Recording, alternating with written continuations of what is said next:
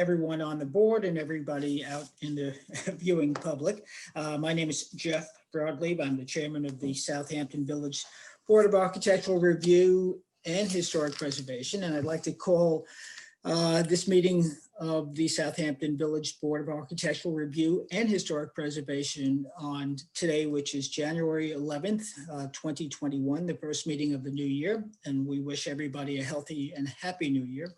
By way of roll call, let me introduce the board members. Sarah Latham, Peter DeWitt, John Gregory, Mark McIntyre, whereas I can see all of them and they are all here. We have a quorum, and so I move to open the meeting. May I please have a second? Second. Okay, and everyone on vote, please. Aye. Aye. Okay, and with that, the meeting is open and we'll proceed with business. But first, let me introduce our legal counsel who's on the screen, Alice Cooley, Jackie Allen, who is our recording secretary, who is not on the screen, but she is listening attentively. And then our videographers, Charlie Styler and Kat Styler, who may or may not be on the screen from time to time, but they will be helping us. And if you have any questions or have any problems, go into the chat room and write your question down, and Kat will pick it up. Is that correct, Kat? That's correct. And when the matter comes up, if they raise their hands, sometimes we don't have matching names, but if you raise your hand, we can bring you in for your matter. Okay, great. So I usually begin the meetings by stating the purpose of the board as it's contained in the code, which is the intent to establish procedures and design criteria necessary to preserve and enhance the character, historical interest, beauty, and general welfare of the municipality, and to ensure that the location and design of buildings, structures, and open spaces in the municipality shall aid in creating a balanced and harmonious composition of the whole, as well as the relationship of its several parts. And so with that all said, let's begin by presenting the minutes from both the meetings of December 14th and December 28th. And have folks read the minutes from December 14th? Yes. Yes.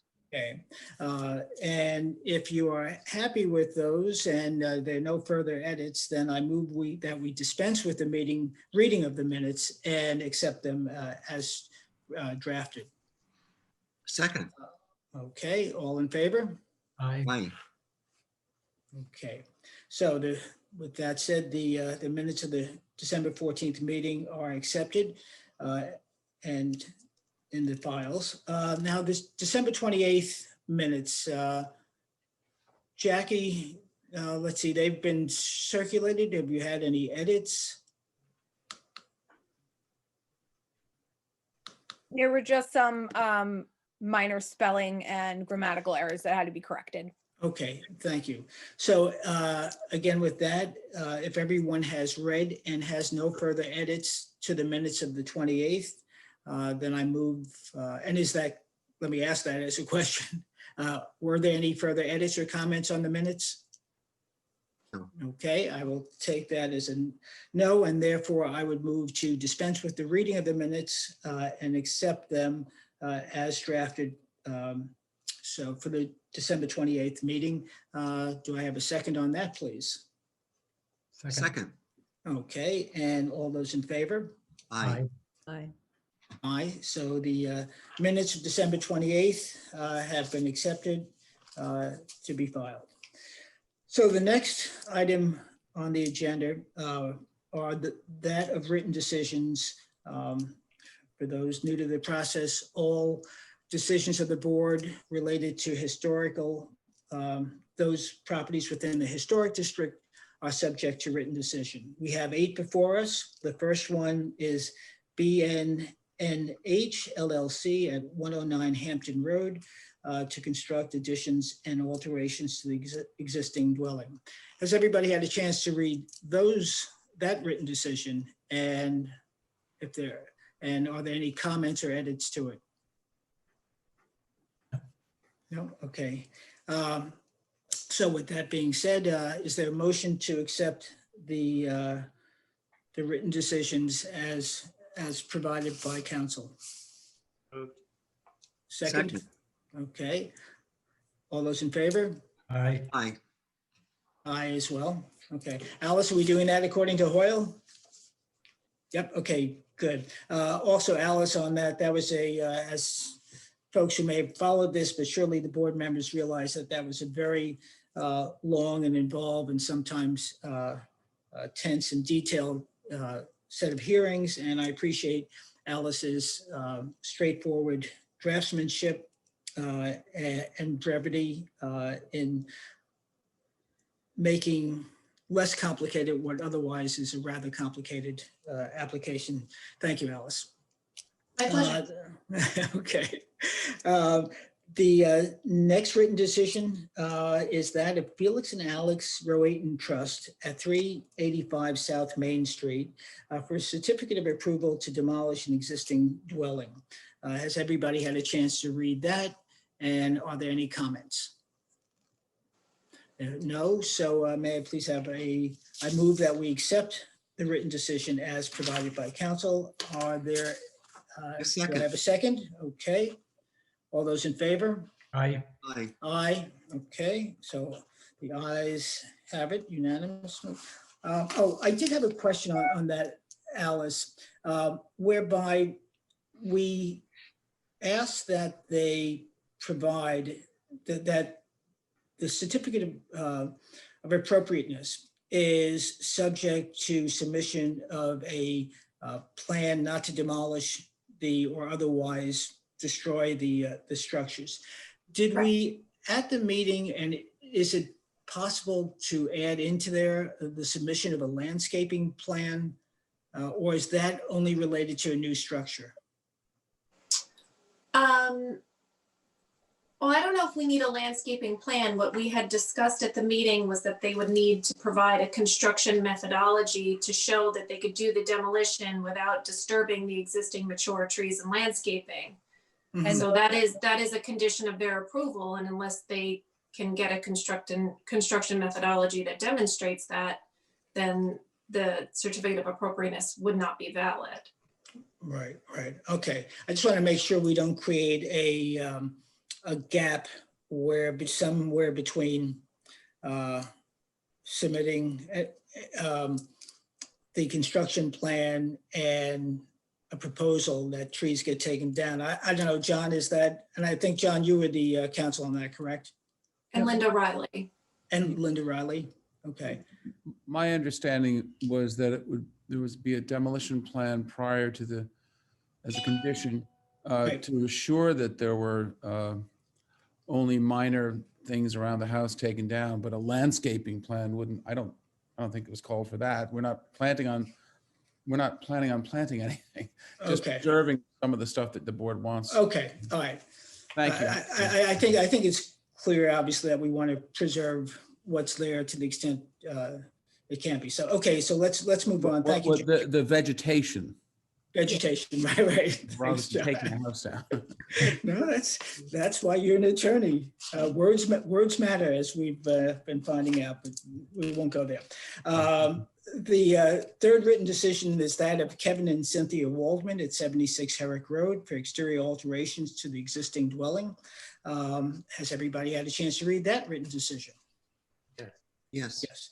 Okay, and if there are no comments, then I will move that we accept the written decision as submitted by council. Do I have a second on that? Second. Okay, all in favor? Aye. Aye, okay, then unanimously, aye as well. So that is duly accepted. The fourth is that of Mark and Jill Rajeski at 46 Gin Lane for the construction of driveway gates. Has everybody had a chance to read that written decision? Yes.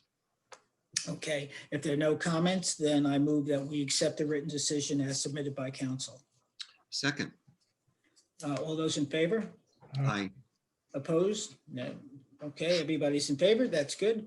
Let's move on, and thereby that written decision at 46 Gin Lane is accepted into the record.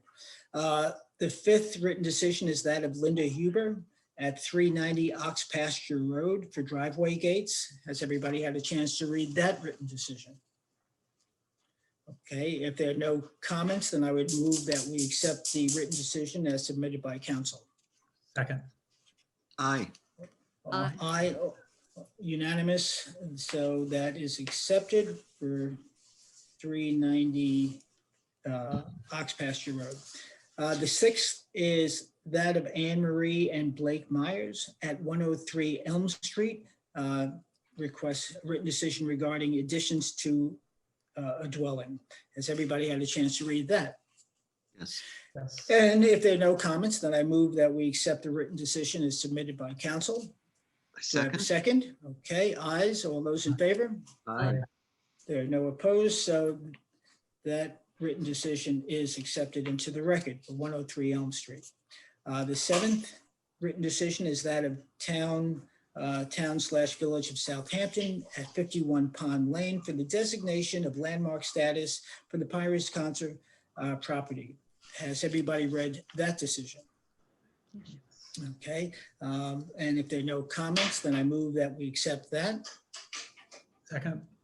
Okay, all those in favor? Aye. Aye. It's unanimous. The ayes have it. So, and again, Alice, that also was one that was well drafted and covered all the points. So thank you again on that. The eighth and final written decision is that of William and Scarlett Robertson at 445 Hill Street for driveway gates. And the only clarification, and I don't know, John, if you're still on that, I know we agree that, and in fact, I know currently there are no external mechanisms. It's a pressure or weight sensitive gate, but it wasn't in the written decision. Do you? Oh, you mean like a keypad? Yeah, like keypad. I'll put it in there. Okay, so we'll just add a few words to that effect that Alice said, there shall be no external keypad mechanism, whatever, gooseneck type thing, okay? And with that small addition, then, and if there are no further comments, I move that we accept the written decision as submitted with the comment we just made for William and Scarlett Robertson at 445 Hill Street for driveway gates. I have a second on that. Second. Okay, all those in favor? Aye. Aye, it's unanimous. Thank you. Okay, so the next area of applications are those for the historic district. The first two are adjourned, and that is, and those are adjournments of record, so there's no need to vote on those adjournments. That is of Thomas and Meredith Joyce at 765 Hill Street and Waldron Manor at 16 Gin Lane. Alice, if you think we need to do any vote, we will, but otherwise, as chair, I'm fine with just proceeding.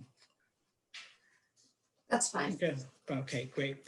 So the next application to be heard is that of 252 First Neck Lane to construct an addition and alterations to the dwelling.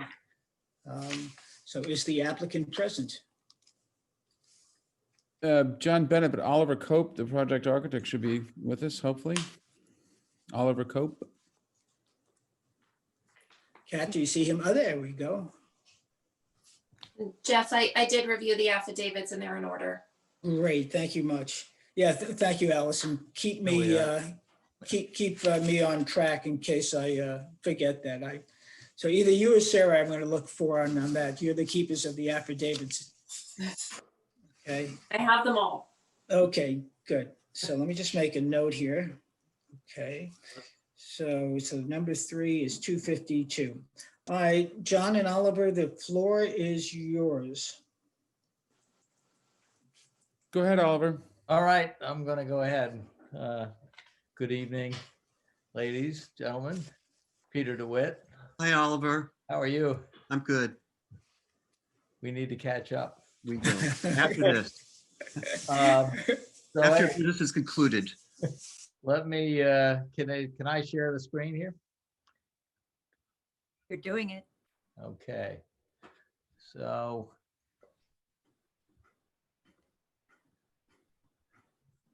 I'm gonna- So this is 252 First Neck, as you all know. It's on First Neck on the east side, just south of Pond Lane. And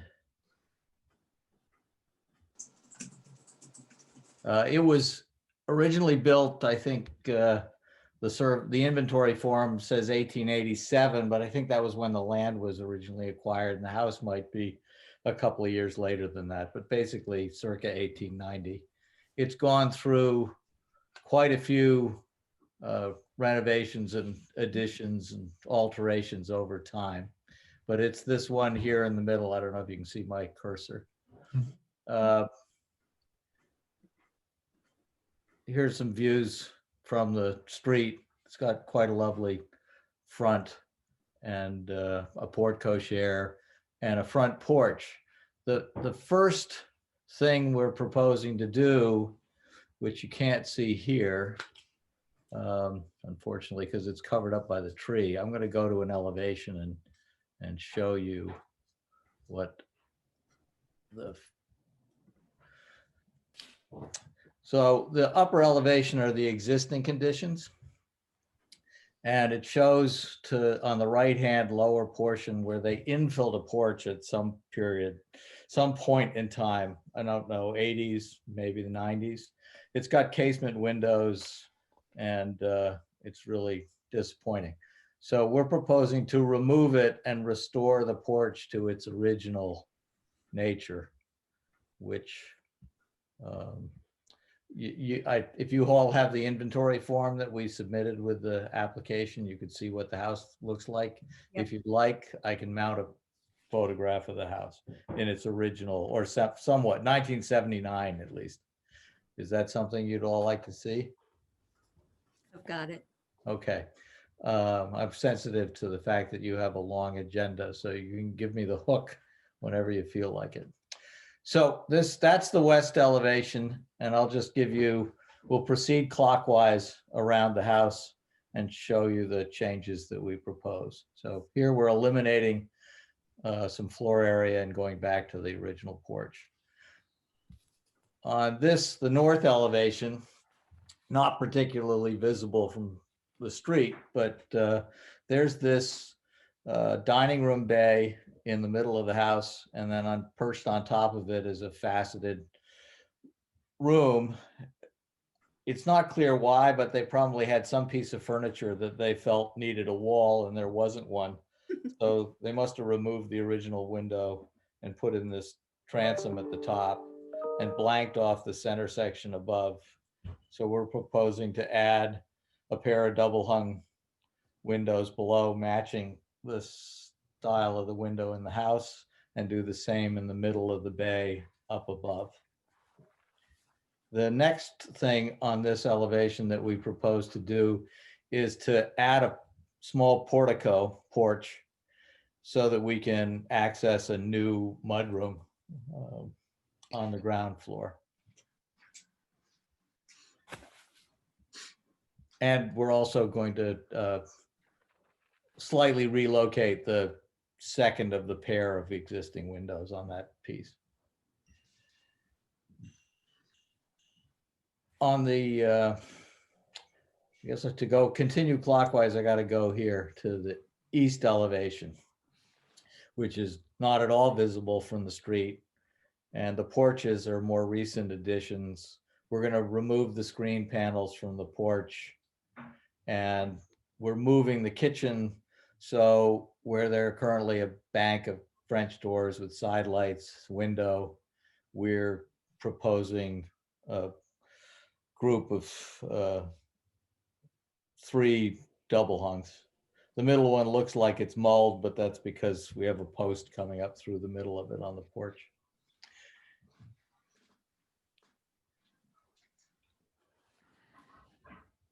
Then coming further around to the south. It's hard to see, but the existing elevation and in the photograph in the inventory form, they added a one-story addition, expanding living room, parlor space. And they had sort of two separate rooms with a good-sized opening in between, but we're looking to unite them and create a slightly bigger living room. So rather than the two pairs of three, I'm proposing a sort of ABA group of a pair, a group of three, and another pair, so that there are windows in the center of the room rather than that solid panel there. And then you see as well the side view to the south of the porch that we propose to remove.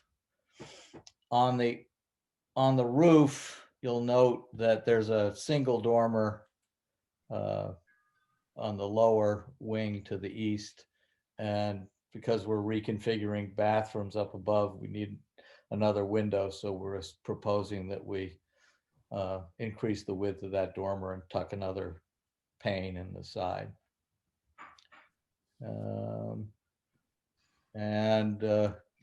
There's a chimney here, which is in a pretty unfortunate place all the way through the house.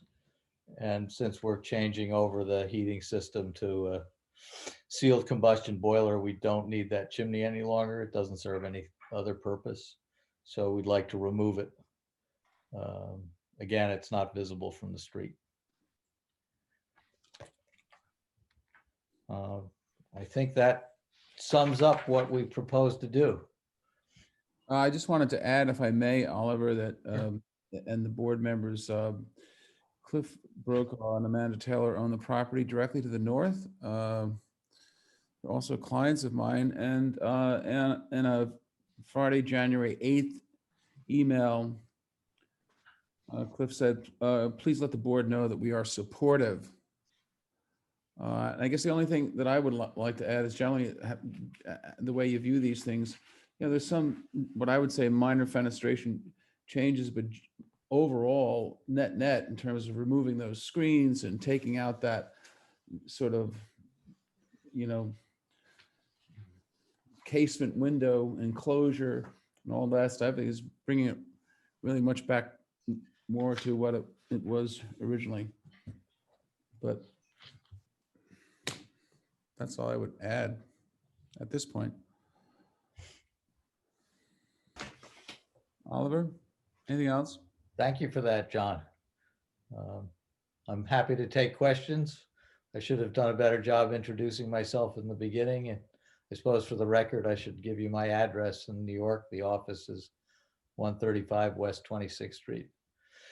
And the zip code is 10001. Mr. Cope, could you go over the window changes again, the minor window changes? Sure. Let me go up here.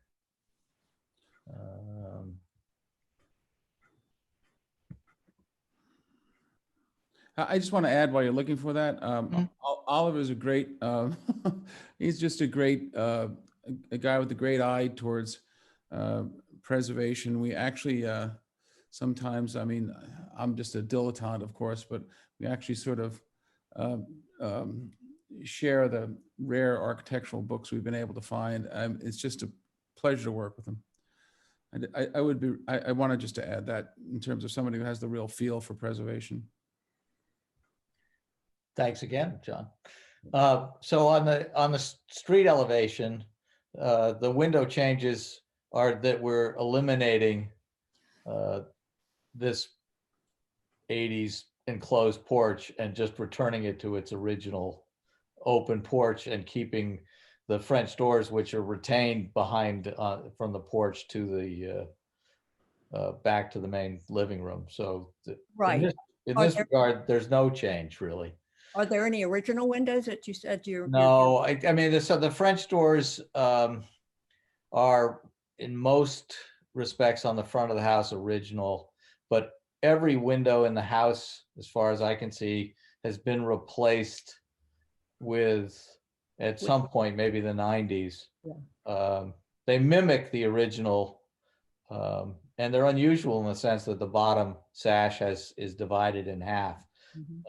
So it retains that character, but there are no original windows. Right, but the openings, you're not intending to alter any of the original openings, the sizes, Not on the street side.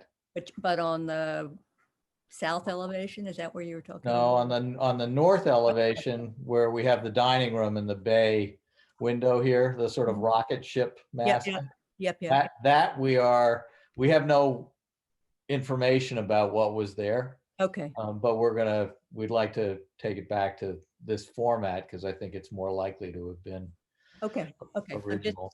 just double checking that, the change of actual window openings. Thank you. Okay. You want me to continue around that? As long as there's no tinkering around with making things bigger, no, that's fine. Thank you. Only on the only on the east side, which is entirely invisible. Sorry, let me come back just so that I'm clear.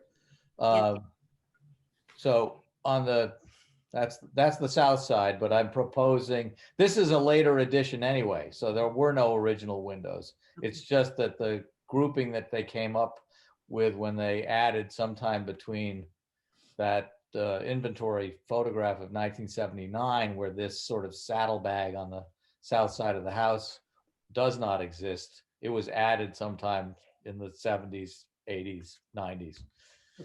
Okay, so there we're proposing a different configuration, but there's no historic fabric. Great, thank you. Okay. Okay. Other board members, John, any questions, comments? Oh, let me find my screen here. No, I don't. Well, I actually stopped by over the weekend to take a look at the property, and what's being done is essentially, as Oliver has described, returning it to more of its original flavor. So I think that's where we like these changes to head. So I have no problems with it. Right, Peter? It's great. It's Okay, fun. It's better than it is now, and everything looks very good to me. good. Mark? I am glad that so much attention to detail has gone back to taking it and making it look original. And I have no. Okay, great. Well, you seem to have agreement on the board. Is there any public comment? If so, raise your hand and Kat will pick you up. So far, nothing, Jeff. Okay, gentlemen, Jeff, there Gentlemen- was a letter received from a neighbor on this. yes, and that's what I was just going to mention. Thank you, Sorry. Alice. Oh, that's fine. You read better than I do, but since I have it in front of me, it's from Susan Bates to the ARB. I own the property adjacent to 252 First Neck Lane. My property address is 262 Pond Lane. Due to the extent of the redevelopment and privacy concerns, I'm asking that the board request a landscape plan from the applicant. I believe that's a reasonable request. However, you're not doing anything that is augmenting the property that I think, but would you gentlemen be willing to honor that request? Well, the only comment I would have to that, and correct me if I'm wrong, Bates owns the property to the east, right? 262 Pond Lane. I'm trying to visualize it. John, you would know better than I would. I think that property, I don't want to mischaracterize it, but there's not a property with a very long, it looks almost like a flagpole. It's about 80, 90 feet long. I think 228, you okay. can see it here. Wait, Oliver, wait. Yeah, right. It says 282. And look at, I mean, there's a massive established, very well maintained, therefore a very thick privet. I mean, I'm usually on the last one to fight about landscaping, but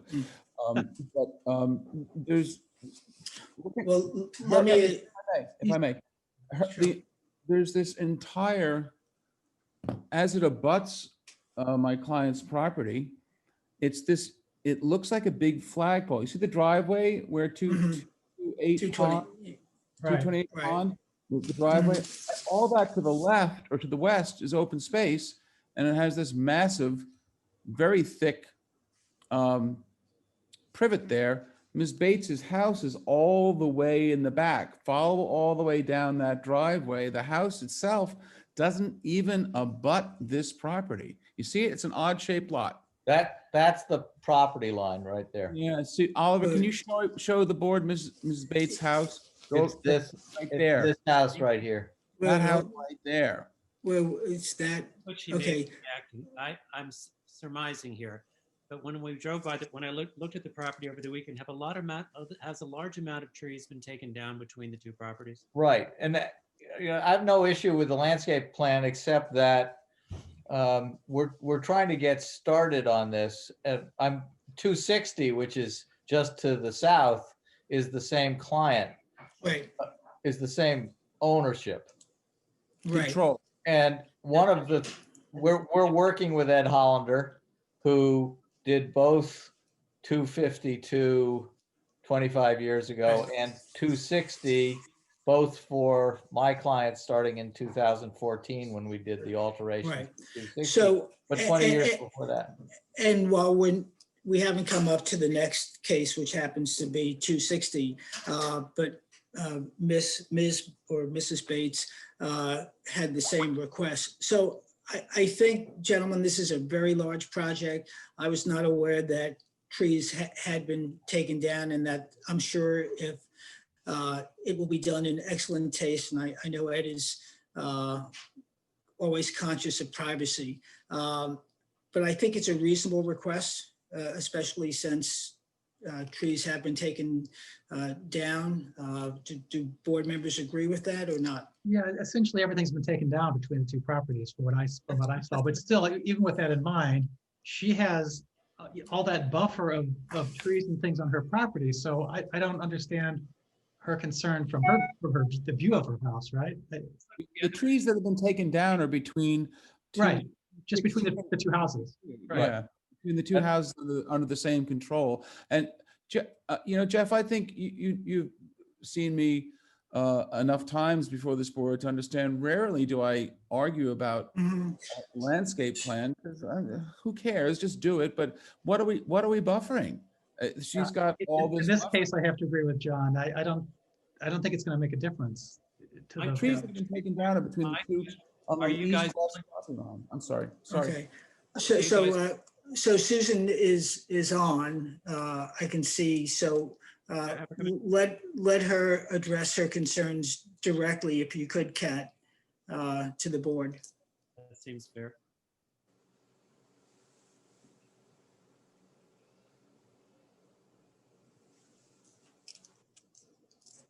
Hi, can you hear me? We can, at least Hi. I can. Hi, Susan. Okay. Hi. So, so I have 2 acres there, and yes, it's a very unusual lot, a flag lot. And over the years, I've come in a few times to discuss potential plans for my property. And first of all, that front acre, that's the driveway, is capable of having something built on it. And so the south side of it would presumably become the backyard area if I were to try to do something about it. And then where the driveway jogs to the right, where you're talking about all those trees that are there that are already a buffer, well, that part of my property, that is my property, and I may want to, put in a lawn there instead of having the trees there. And part of the reason I've left the trees there is just to try to protect my side, to make it some privacy. And I don't think that I'm asking a whole lot under the circumstances to ask for some type of landscaping or trees or evergreens or something to go in just on that stretch there, because because it does impinge on my property to have, to be able to look right in there. So I would think that the owner of Are the you- property would agree that he would like to have it so that whatever I'm doing over there, I won't be going and looking at his property for his own privacy. I think it's a minor expense considering what he's doing to the rest of the two properties.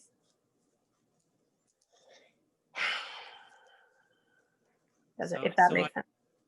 Well, my question is, are you asking to see a landscape plan to add additional landscape on his property to protect a future in which you might take your trees down, which would be your choice? Well, I'm assuming that all of you probably drove around my property over the last week or so. And if you drive down my driveway, you can clearly look in completely into that property. But that would have been the case with or without this revision, though. Because- Well, I Sure. guess because we haven't gotten to 260 yet, where he's intending to put in a parking lot and some other changes, which you haven't started talking about yet. That borders right next to my property, and I just would appreciate it if you would consider putting in some type of, privacy foliage. I think is much more of a consideration for the 260 property, but for this property, Right. I don't see it as being an issue. Well, I agree. It's just that since they're the same owner and we're going to be probably moving on to the next property, I thought I should raise my hand now. Right. Well, yeah, absolutely. But it's two separate issues as far as the board is concerned, two separate properties. So right, Jeff, we'd have to consider the other one separately. Yes, that's true. Why don't, And- may I suggest Sure. we deal with the landscaping issue on the next application? I think is part of the agreement, even with Ms. Bates, that it's not required on the 252. We're not really changing much other than to the building. As a matter of Okay. fact, Oliver, is it fair to say, I think that, isn't that TC coming out? Or is it? Yes. Yeah, I was going to say that. Tennis court's think coming in out terms on this of- property. I mean, this one should be like, oh, wow, great. That's all great. Oh, the Okay. tennis court is coming out, but isn't Yeah. it being replaced by something else? Well, We aren't that far into the we have landscape plans that Okay. are in process, but Okay. and I don't want to minimize your concerns, and I certainly get it. The tennis court is coming out. Okay. I know these clients well. I've done Mhm. multiple projects for them in multiple locations over a long period of time. They're going to want to screen just as much as you want to maintain a screen. Well, I would Right. think, yeah. Yeah. So So, I So- just wanted to John's point, I think life gets better for you because the tennis court on this piece of property is going to go away. Okay, I just So- wanted to bring it up, just to put it out there. I totally agree with that. I am totally about, privacy and protecting, the views and such in other people's properties. But in this particular case, I don't think anything that's being done with the house has an impact on that issue for this Okay. property. right. So Now, I would propose dealing with the screening on the next application. Right. Yeah, if that's okay with everybody. Yeah, it is with me. I can't speak for the other board members. I do just want to make one comment. You indicated that the tennis court is coming out, and we'll leave it at that. But presumably, if something else is going into that spot other than grass, at some point, there may be the need to address landscaping with whatever replaces the tennis court if it's not just grass seed. So just, should you be coming back before us, I think a landscaping plan for 252 would be part of any next request. But for this particular request, unless other board members say to the contrary, then I would move that we submit this application to written submission, to a written decision. I second that. Aye. Aye. Aye. Okay, so.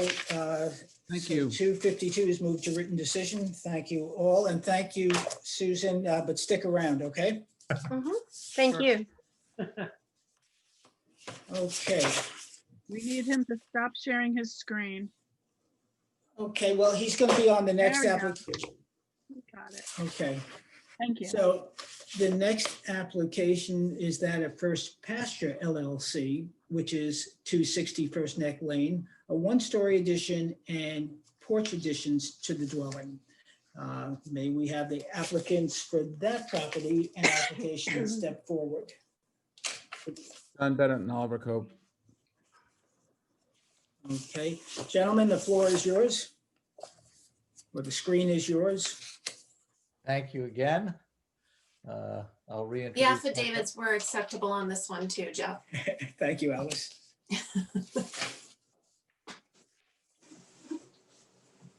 So with your permission, I'll reintroduce myself. It's Oliver Cope again for 260 First Neck. It is immediately to the south of 252. It is a house of no particular style. I started working on it at 2014. We did a lot of interior renovations and a few exterior modifications. One of the most significant things we did was paint it white and put shutters on the outside. We did some work on porches and things like that. Let me, this sort of satellite view shows where we're doing the principal amounts of work. In the northwest corner, we're proposing to insert a sort of front mudroom in roughly that location where I put the red rectangle.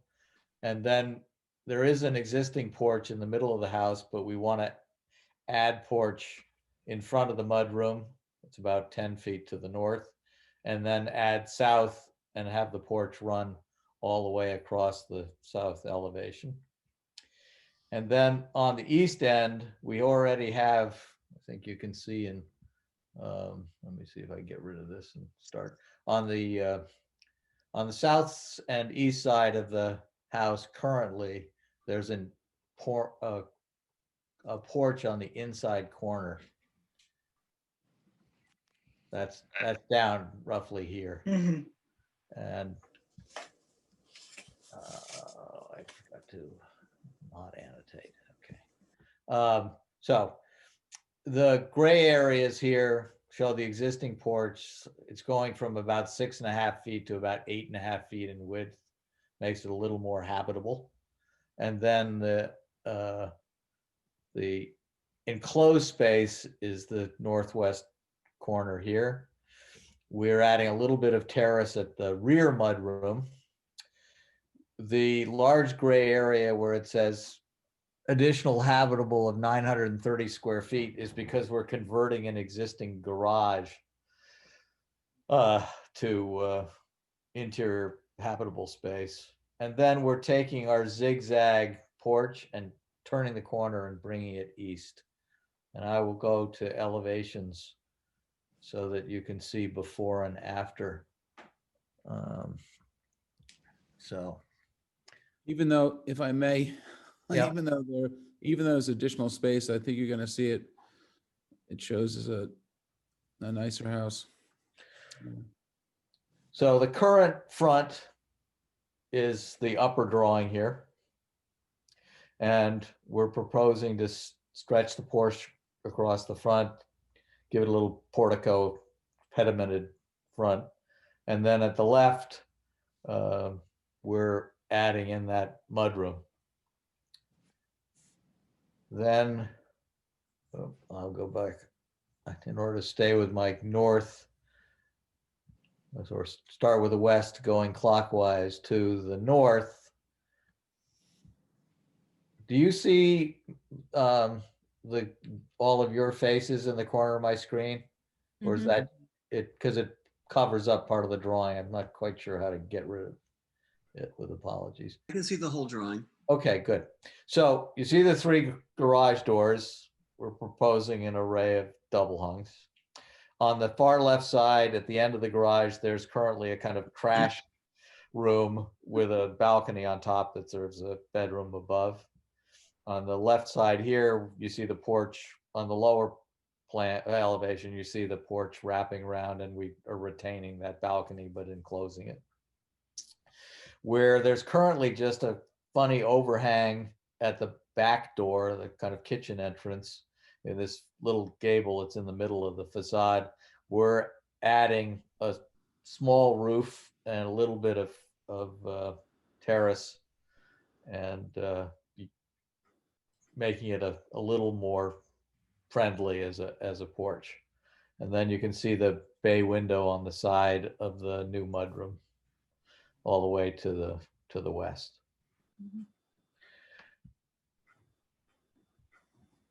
This is the east elevation.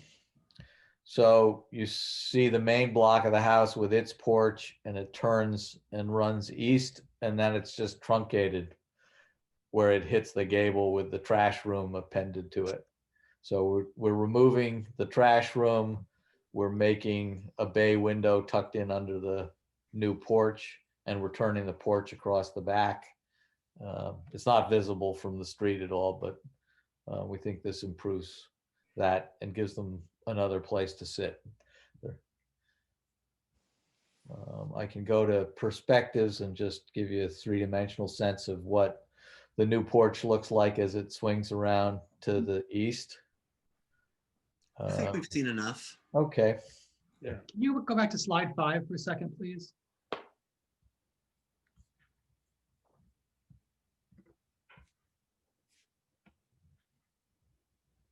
Oh, so this doesn't show the entire length of the property. Maybe it's slide 6 that shows the entire.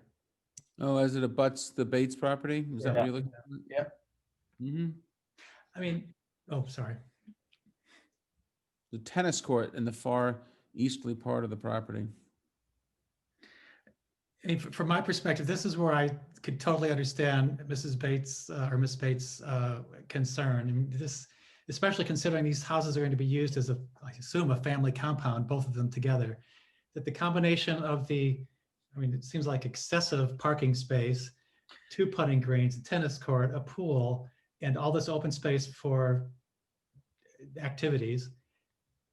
But my concern is always noise and commotion, and I think there has to be some consideration for appropriate, landscaping coverage, blocking, whatever, however you consider it, between this property and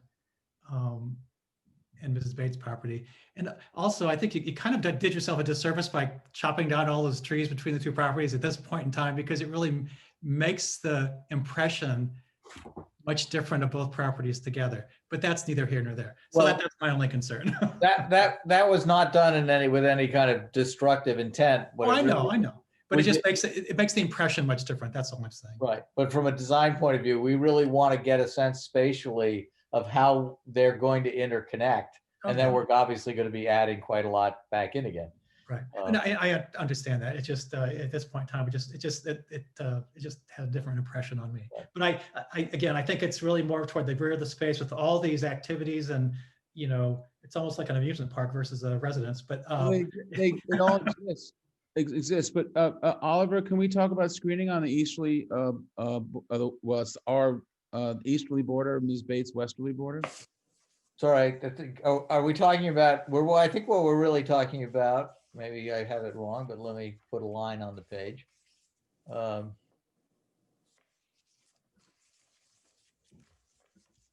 think the concern is for the density of that planting there. Is that right? Is that fair to say? that even turning around behind the putting green, I don't know if that's There's, type of. I'd be happy to walk it with you. It's very dense back there. There has been some stuff removed because frankly, it's been overgrown, but we're going back with Right. density along this line where I've drawn. Yeah, Just for this property, I think a landscaping plan would be Yeah. appropriate. That's, yeah, I think, and I would agree with that. You know, I don't know about the other board members, but I think that would be appropriate in this case. Because all we see is just, I'm just looking at something that says plastic fence. So, and obviously you're not going to just put in a plastic fence, but so I would request that we hold the file open for a submission of a landscaping plan. Are there comments Can I- from other board members? Okay, I want to respond to that when you. Actually, Oliver, you know what, for the sake of expediency, let's hear the other board members. And then you and John can very well respond. But here's how you can respond to the board and then we'll open it to the public as well. I just have a question. I think you've done a beautiful job. Probably both of the times you've worked on this house, I think you've made significant improvements. My only question is you're removing a 3-car garage, but there is no additional garage going in and no additional covered parking. There's only on-site parking. So is there a future plan to add a garage space into this property or just take the cars into consideration parking on site? No, but there is a plan, and actually, should I listen to what everybody has to say and then come back? You just tell me how you want me to address this. Yeah, let's do that just for expediency. So so we've got landscaping to consider, future garage to consider. Other board members' comments?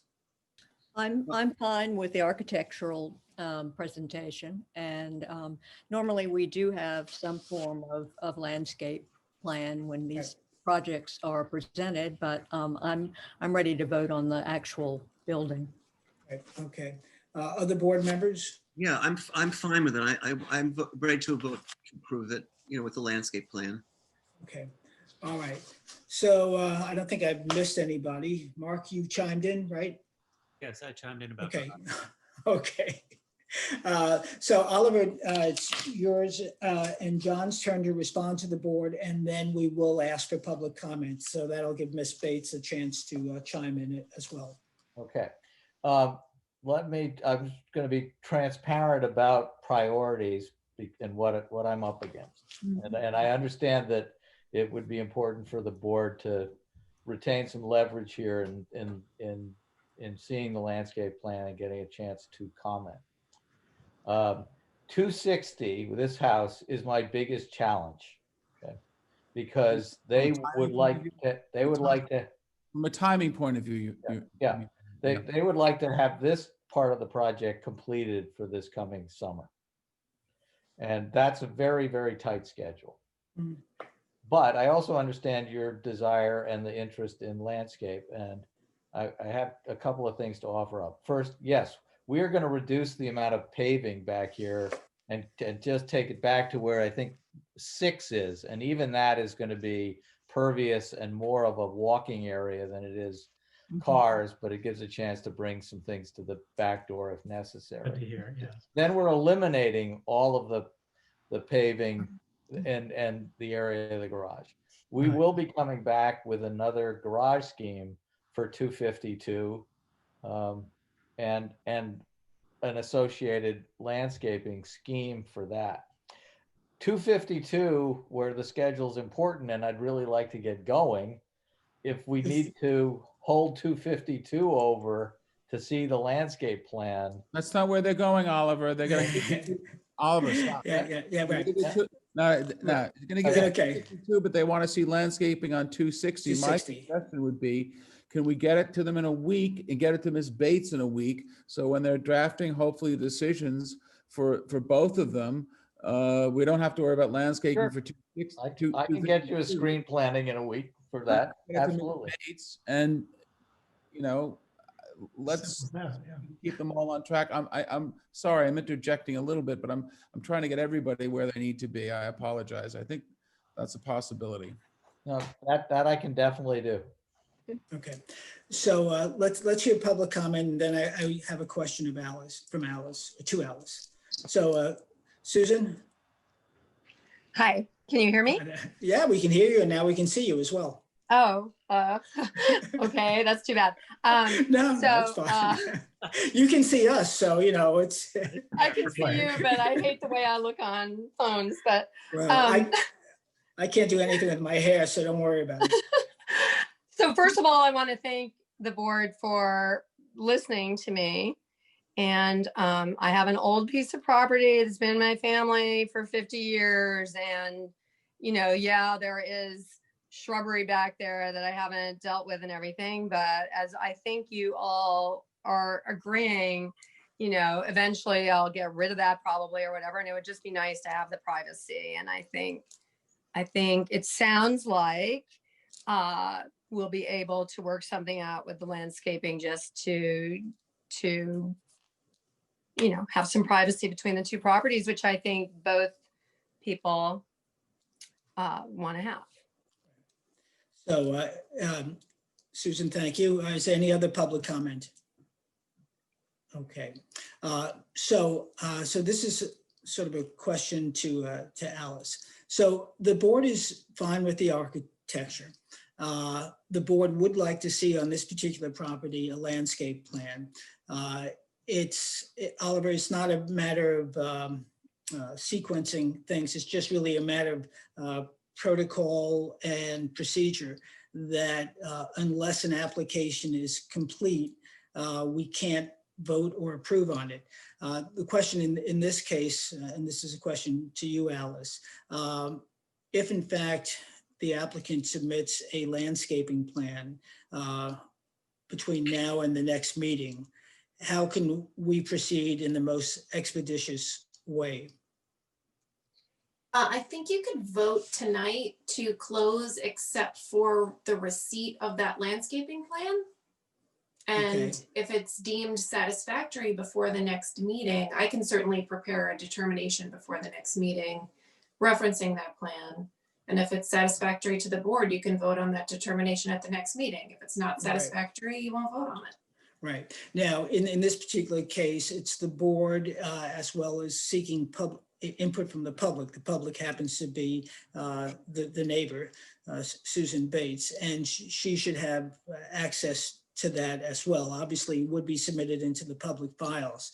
How do we? Get it to her. We'll get it to her at the same time. We'll get it to Ms. Bates at the same time we file it with the board.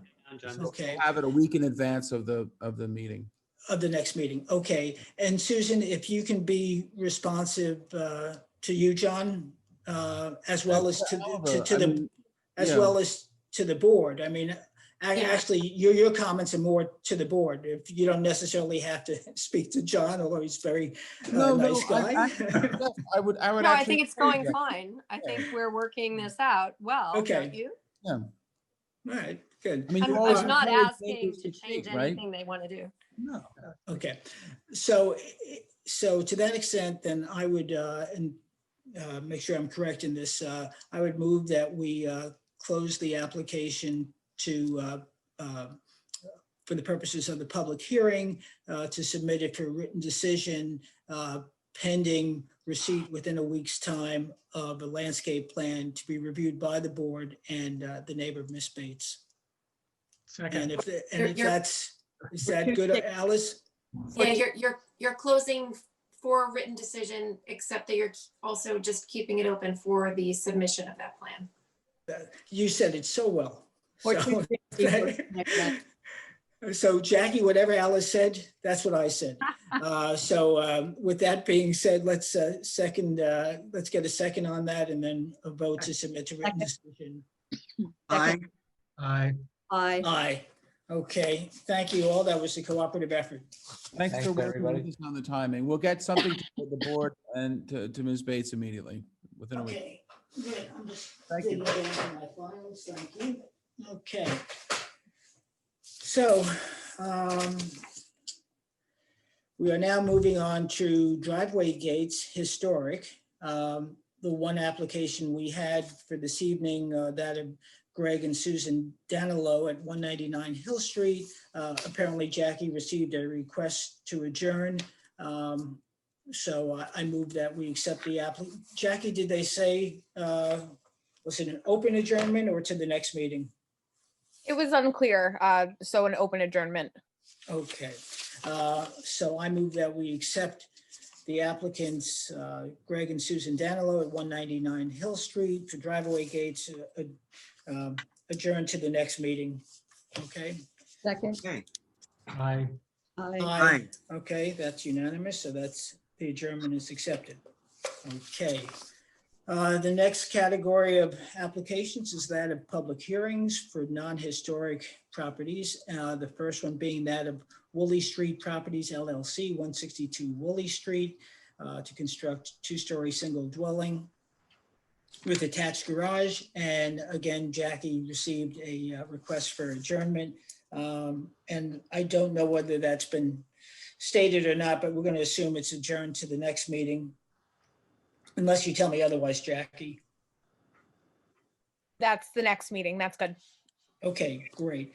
So I move that we accept the applicant for Woolley Street Properties LLC, 162 Woolley Street, to adjourn to our next meeting. Do I have a second on that, please? Second, Okay, all in favor? aye. Aye, okay, that's easy enough. Okay. The next application is for that of Peter, and I know the guy, Secakis, for 56 Halsey Neck Lane to construct a 2.5-story constructed 2.5-story single-family dwelling and detached garage. And so would the applicant please identify themselves and sign in? So it looks like Lisa Zaloga is approaching. Okay, so before we begin, as the board may recall, we looked at this application at the last meeting. We all but accepted and voted on it pending ZBA. The ZBA did meet, it was, I think, December 17th. Lisa can tell you, I watched the video as I sometimes do for entertainment. No comments necessary as to my life, but it can be interesting stuff. Well, Lisa will tell you what the board thought, but after she tells you what the outcome of that was, then I might suggest that we move this forward to, because there's a timing sequence here. But anyway, Lisa, I'll let you take the floor. Hi, everybody. Lisa Zaloga. I'm the architect for Peter Suckach. Such guy. Thank you. That's okay. And if it's okay, I would like to share my screen. Can you all see it? Yes. Okay. So if you remember, we were proposing a 2.5-story house on this lot on Halsey Neck Lane that currently has a 1-story house, basically a solid wall facing Halsey Neck Lane. And we were in front of the Zoning Board of Appeals for some pyramid relief and a front yard setback. At the last meeting that I was at in front of you guys, I was waiting for my second meeting with the Zoning Board of Appeals. They had requested that I move the house slightly 2 feet further south on the property to get away from the neighbor to the north, who has written a letter of support for the project. And then when I went to the meeting in December, there was some comment about the fact that they wanted me to see if I could move the house, shift the house a little further off of the street. So at the last meeting with the ZBA, we agreed to move it from 65 feet off of Halsey Neck Lane to 68 feet of Halsey Neck Lane. And at that point, Peter Suckach, who was on the Zoom call, actually kind of quizzed the board as to whether that was an acceptable approach. And Mark Greenwald, who actually was the one requesting the setback, was happy with the 68 feet. And the other members also agreed that they were in favor of the application. I think Susan was the only one that didn't actually comment either way, but Julia Kevin and Danny all were in favor of the application. So they closed it, and I will get my decision at the end of January. However, like all good things, we would love to get started sooner rather than later. So if I have to wait until I get my ZBA decision and then get halfway through February, obviously I'm just looking at being under construction, more in the summer months when it seems like it would be more annoying to the neighbors. And so we'd like to get started sooner rather than later. So if the board could in fact close this pending the ZBA decision, that would save me probably a month. That would be wonderful. Okay. Are there any comments from the board on the design that was presented at the last meeting? Okay. So if not, then, and what the board has done in the past is when there's a situation where there's a timing difference is to, it has in the past approved a application pending the ZBA written decision. And Lisa's caught in the spot where by the time they get a written decision, it's going to be 2 weeks before, she's sort of right in the middle. It's going to be 2 weeks before we get our meeting, then another 2 weeks. So what she's asking for is not unreasonable, something we've done in the past. And so Alice, unless you tell me otherwise, I would move that we accept the application pending the ZBA written decision, understanding that as much as Lisa wants to get going, she can't do anything without the two of those things coming together. And it's just that she'll have our approval in place pending the written decision. Alice, is that kosher? To my recollection, that is not what we've done since I've been counsel. However, I don't fundamentally have an objection to it. Mhm. My only concern is that if the ZBA requires further changes, which it sounds like they're not going to, that she'd have to Right. start over. Right. I understand that. I'm willing to go with that though. Okay.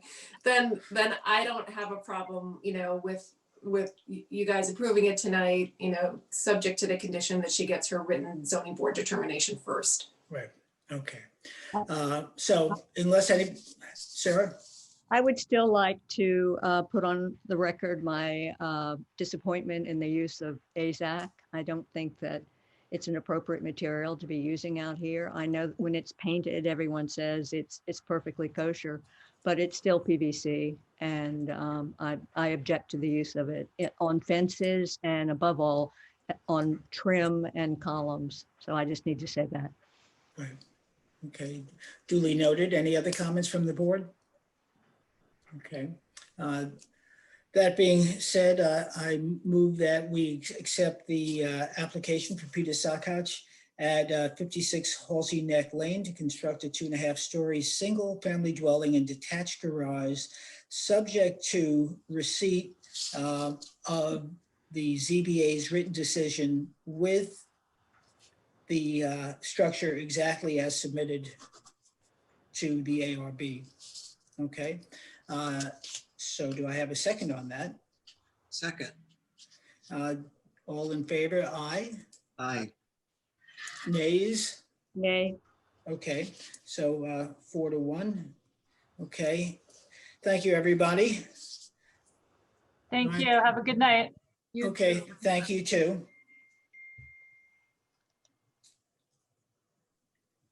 And, it's maybe this is for discussion later on, but the point you make, Sarah, is one that, I think we should address with the trustees. Being a sustainable village, I think has value for the village's mission and brand, and I think is worthy of the village to consider. So, And we well, can address materials, so I'm addressing materials. yes, very much so. And I think your concern is of more than just one property and should be taken up with the trustees. So let's do that. The next application is that of M 4950 LLC for 950 Meadow Lane to construct a two-story single-family dwelling with attached garage and accessory pool house. The applicant has submitted a request to adjourn to the next meeting on February 8th. So I move that we accept the applicant's request. Do I have a second on that? Second. Okay, aye. All in favor? Aye. That's unanimous vote to accept the adjournment. So let's move on to the next, which is that of Summers Morning LLC on 134 Somerset Avenue to construct a second-story addition. Can the applicant or representative sign in, please? And they are I coming. reviewed their affidavits and they're in order. Thank you, Alice. Okay, Debbie Krupp is in. Hi, Hi, hi, Debbie. Debbie. I'm Debbie Kropp. I'm the architect for Summers Morning LLC Okay. at 134 Somerset. And I'm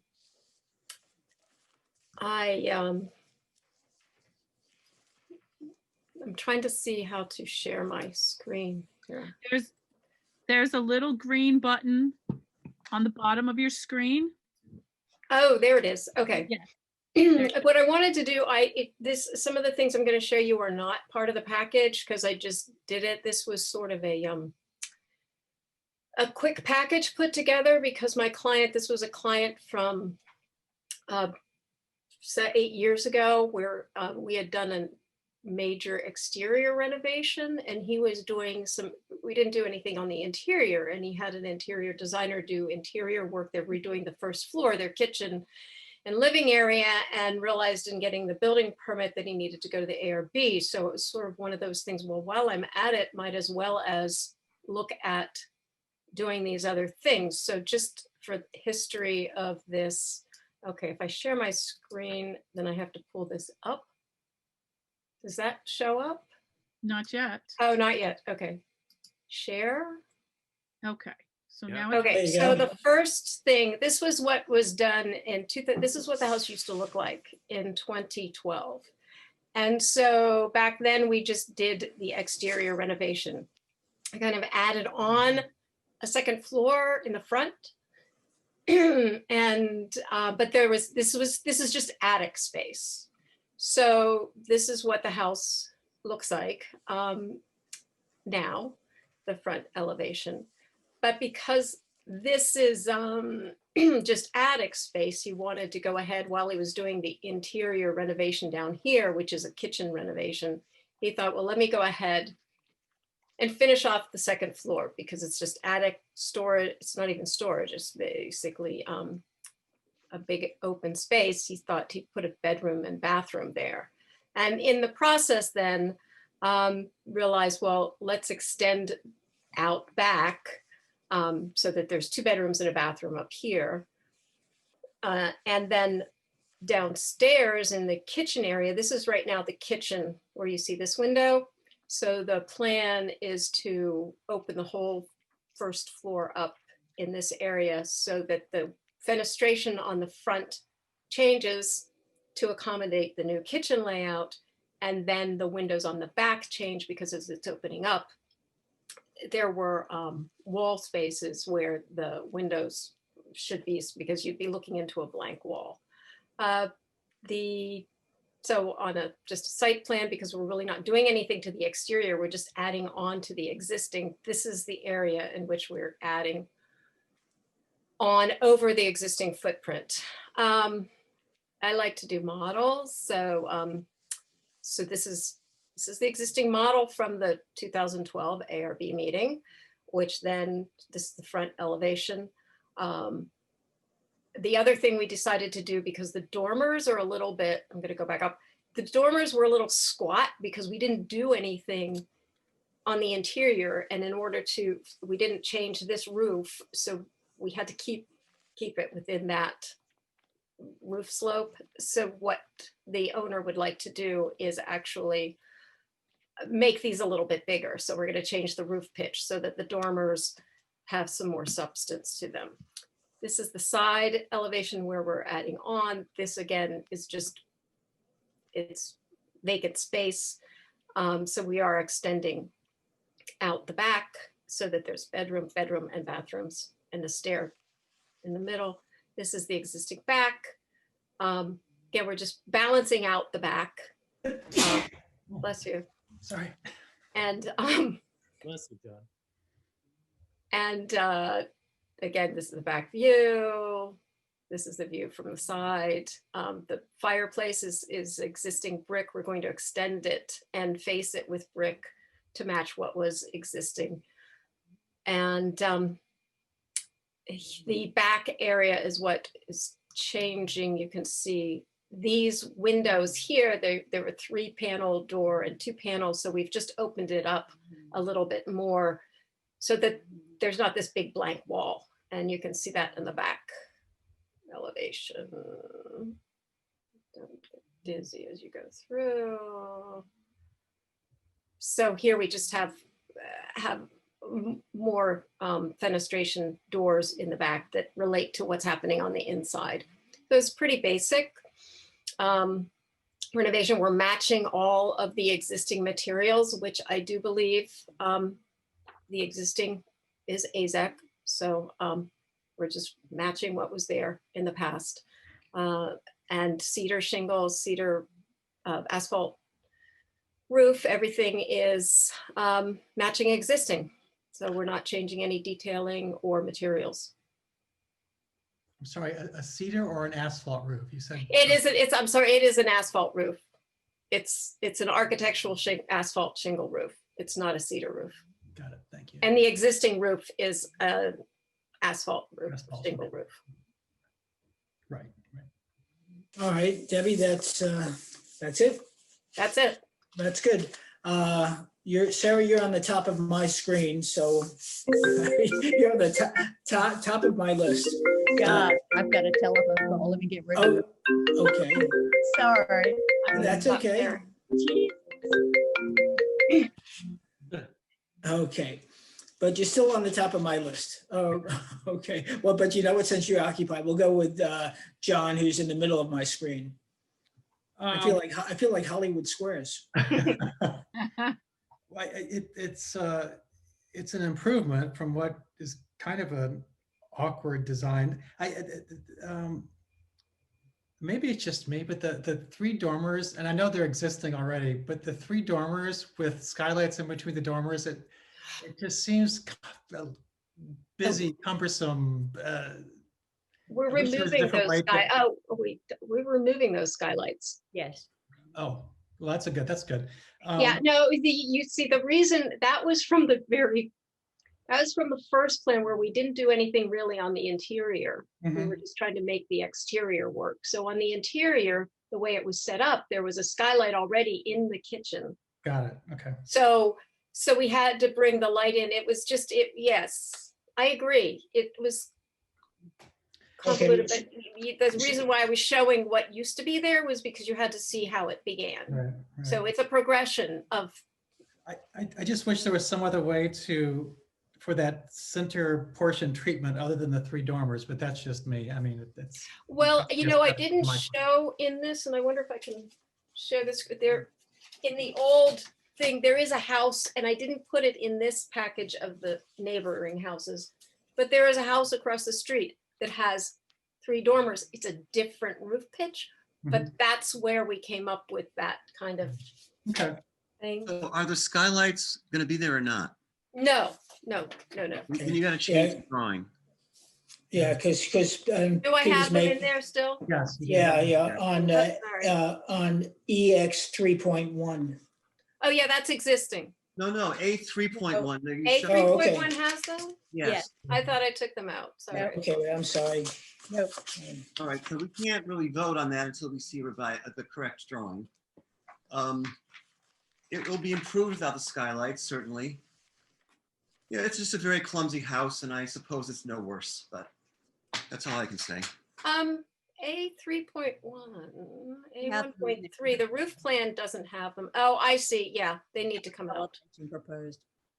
Are you also moving the windows down in the peaks? Because the location of the window in the left and right peak of the house appears larger on the actual house than in the proposed drawing. It's a higher in the peak than it looks like in the proposed. Has it been moved down?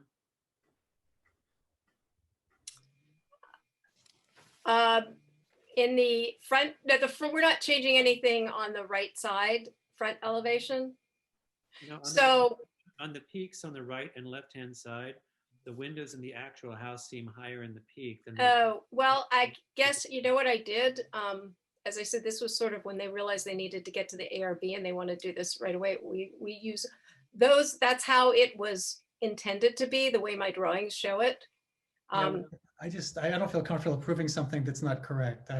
So we aren't changing the windows in the peak. They will be the existing. So But we this can, plan becomes the record. That's my concern. I see what you're saying. Right. Yeah, So let's, yeah. we should just vote to adjourn this. You have a couple of minor changes. Unless, does anyone else have, design input? No, it's my usual, I hate AZAC. so I'm- Right. All right, so Mark, That's your recurring note. Yes, If we could see it with the windows in the proper location, and if the skylights are coming out, I mean, the new dormers don't look as squat as the old ones, which is an improvement. And if those Right. are coming out, we'd like to see that. so Debbie, I don't know where you were located, but where I was going initially, if it was just the skylights, I would have asked you to go to Village Hall tomorrow, write in the changes, and we'd be good for that. But there are a couple of other, it's two. So I agree with my fellow board members that we really need to see the finalized plan before we could vote on it. So, Okay. Well, I guess what's interesting, I mean, the front isn't changing, so it is what the photos show.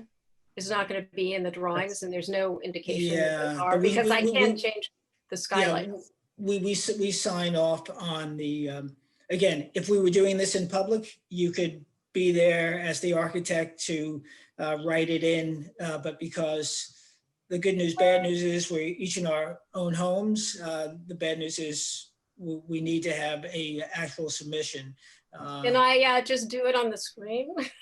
Right now, I could share I could show you. I don't think we're not that savvy. So if you could resubmit it, what will be the final plan, and then we'll see you in 2 weeks. It'll be rather perfunctory, Okay. and then we'll vote on it at that point. All right, Okay. so I'll just remove the skylights and then I move the windows up to the way they are actually in the, Whatever the final plan is, it's the final well, it's gonna plan. be the existing. That's As just long it. as the drawings reflect that, we're good. Okay, all right, yeah, so these were yeah. Okay. I actually, good eye, because I didn't catch that before, that they didn't put the Right. windows in. That's why they pay us the big bucks. All right, Debbie, so Hang on, with, Jeff, I have- Oh, or actually, what if I actually Mark? have to move the windows down to match the drawings? And I have one more question. On Yes. A3.2, the next Yes. page, the second story, the upper drawing on the second story, there's a dash line there. Is that a window being removed? A3.2, yes. So you're removing a window there. And we are relocating it Okay, because this stair, so, okay. yeah, Okay. that was a dashed line. That's an existing window and it's being, because that dashed line along the roof shows the existing roof line. And Okay. there was a window there and we're just relocating it over to the stair area. so And, in as much as the file is incomplete and you'll be submitting the final plans, you are in effect asking us for an adjournment. But Is that case can I- correct? Yes. Well, let me ask you this. What Yes. if we make when we're doing the renovation, since that one area is being worked on anyway, if the builder, we locate those windows down where they are shown in this drawing? You can't do any construction without a No, building. I permit. mean, I realize that, but I mean, instead of me changing the drawing to match what's there existing, what if since this drawing looks better? Now, Debbie, you've succeeded at utterly confusing me. Here's the request. Okay. The request is that you submit a final plan that Right, you and the applicant will sign off on, or at least say this is your final plan that we can then vote on. After that, then if we approve it, you got a building permit and you can go forward. Any work done prior to receiving a building permit is a violation of Oh, yeah, the, no, I realize that. No, I Okay, get that. so So I are will you adjourn it asking? to the next meeting. Okay, And all you need are revised elevations. whatever your final plan is, Gotcha. Okay. okay? Perfect. Thanks, Debbie. Thank you. So I move that we accept the applicant's request. The applicant being Summers Morning LLC, 134 Somerset Avenue, a request to adjourn to the next meeting. Do I have a second on that? Second. Okay. All in favor? Aye? Aye. Aye as well. So that's unanimous. Thank you, Debbie. Appreciate it. Hold on a second while I just make a note. Adjourned to. Okay, second. For submission. Of final plan. Peter even has a fire in the background. It's so like. Freezing. All right, okay. The next application is that of A.M. Grace Morgan at 67 Layton Avenue to construct a pool cabana.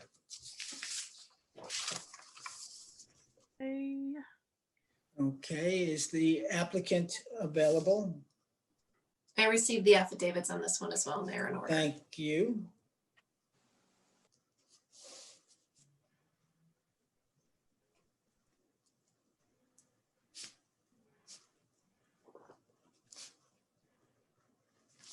Okay, Kat, do we have somebody representing Grace Morgan, 67 Layton available?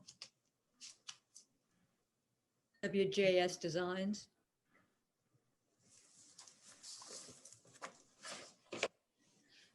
Okay, if not, we'll proceed. If they happen to come back online, then we'll do a second call. Okay, John, for some reason, you are now the host. Oh, Sophia, Georgian, to all panelists, just technical difficulties. Let me just see here, chat with Sophia. She's available 8:30. All right, just technical difficulties.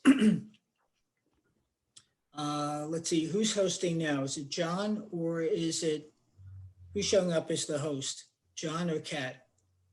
All right. We may have some issues here. Cat went away.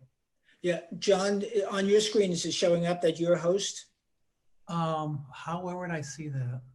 I think under participants, yes, you are listed as the host.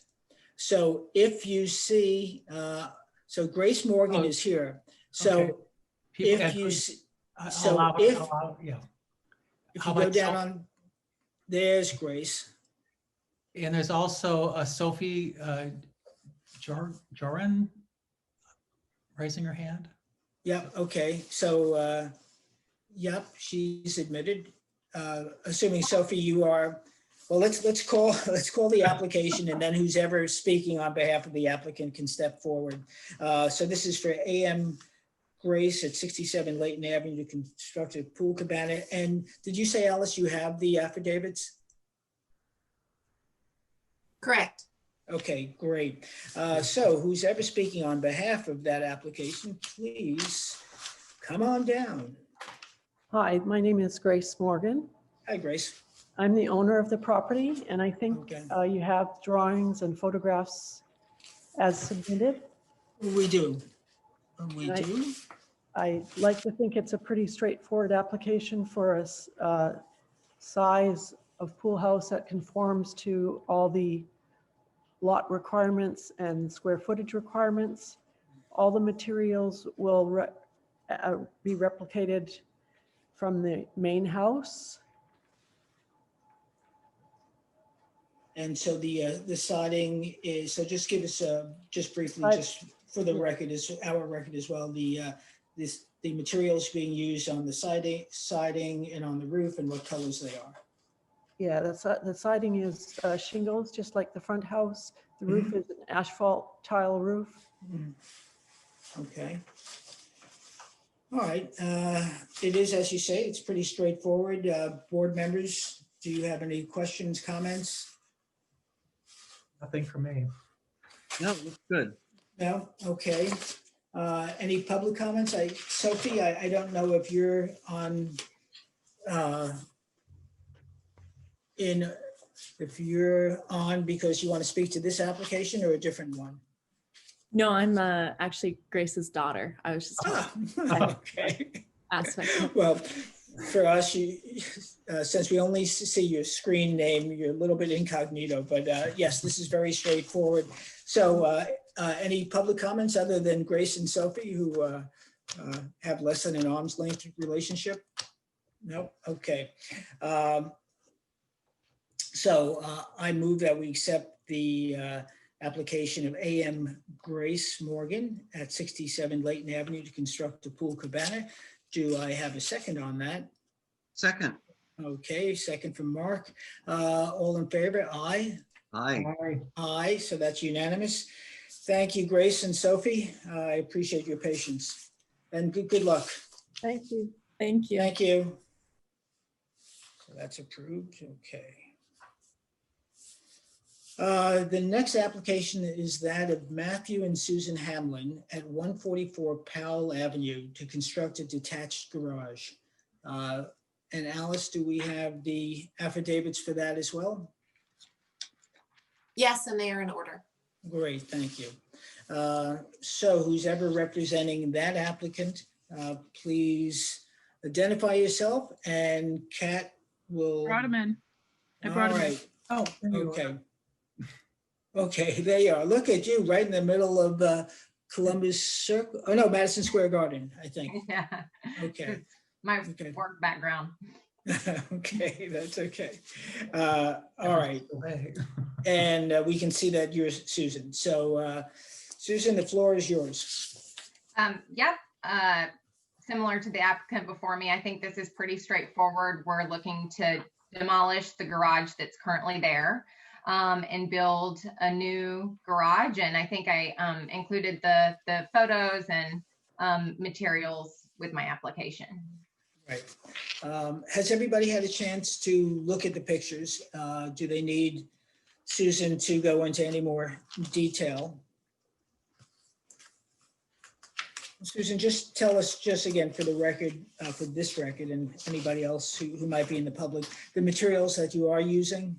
Yep, we're going to be using French doors with divided light and side lights, 18-inch Cedar Perfection shingles, Versatech composite fascia board, GAF or equivalent 30-year architecture roofing shingles in the color of charcoal, and white vinyl vented soffit. I think I'm saying this correctly. Good. Okay, board members, any comments? No?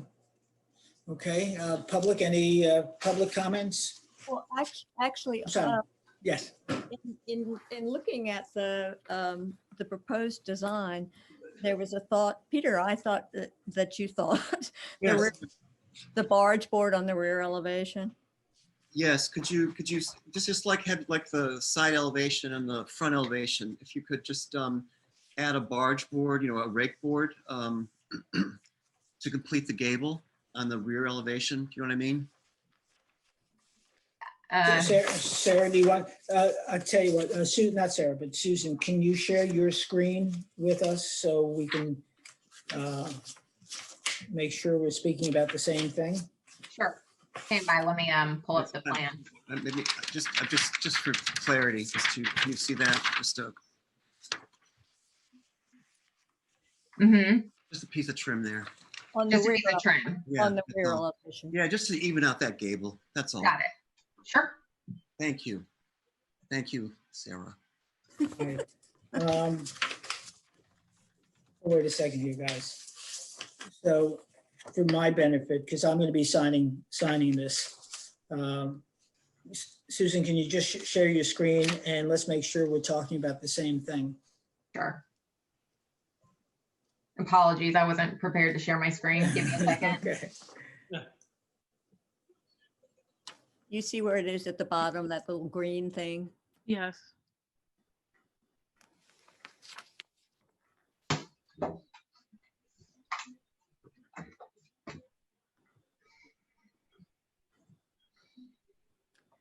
It's the rear elevation we're talking about. Rear elevation. Okay. There's a green button at the bottom in the middle of your screen. I'm actually looking for the attachment of the plan. Sorry, I wasn't. Gotcha. No, very good.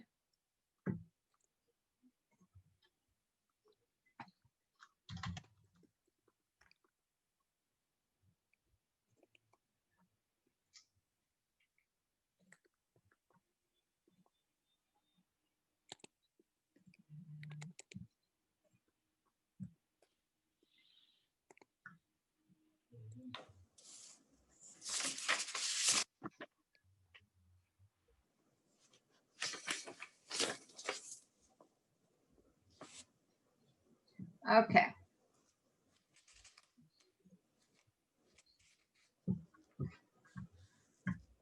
Very nice. Well done. Okay. So can you move your cursor to what Peter is talking about? Okay. Guide me, Peter. Yeah, the rear elevation at the lower left. Mm-hmm. If we could, on the exactly, if we could, that rake, that angle that your cursor's on, Uh-huh. if we could just mirror that around the ridge above. You know, in other words, just run the dormer into that pitch. Yeah, just get rid of that, or you can keep that, but apply a rake board from your cursor down to the lower eave height, but on the other side. Mirror that. Mirror what you've got. Right here? Make an A from the point. Yeah, make an A from the point. Right here. Exactly, exactly. Understood. Yes. Okay. Oh, okay, I get it. And that'll make more sense. Yeah, it'll Got just more Visual. finished for your neighbors. I know it's in the rear, but That will look nicer. Susan, where are you located? No, you're not in Madison Square Garden. Not today. We're in Southampton. You are. Could you, let's see, I mean, it's a minor detail. So I'm okay unless Alice slaps my wrist about okaying this, but I'd like you to stop by Village Hall and draw that in and sign and initial it. But no, she can't. Whoever prepared these plans has to do that. That's, I'm assuming that's Susan, is it not? Or, oh, you're not the architect, you're the applicant. Yeah, we used Tom's Lore, so we can go back to him and ask that he incorporates this. Yeah, perfect. Okay. All right. Ask him to do that. Alice, can we accept it with pending receipt of that? So we No. just on that, what's that? No, No, okay. Yeah, so, it's gonna have to be resubmitted as it's gonna be done. And then, like I say, the next meeting will be rather perfunctory and we'll, assuming there are no questions, okay? Okay, no issue. So Susan, we're gonna need you to ask for an adjournment to give you time to resubmit that, okay? Okay. I'm asking for an adjournment. All right, so I move that we accept Susan Hamlin's request to adjourn her application for 144 Powell Avenue to our next meeting, during which she'll submit a redraft. Okay, do I have a second on that?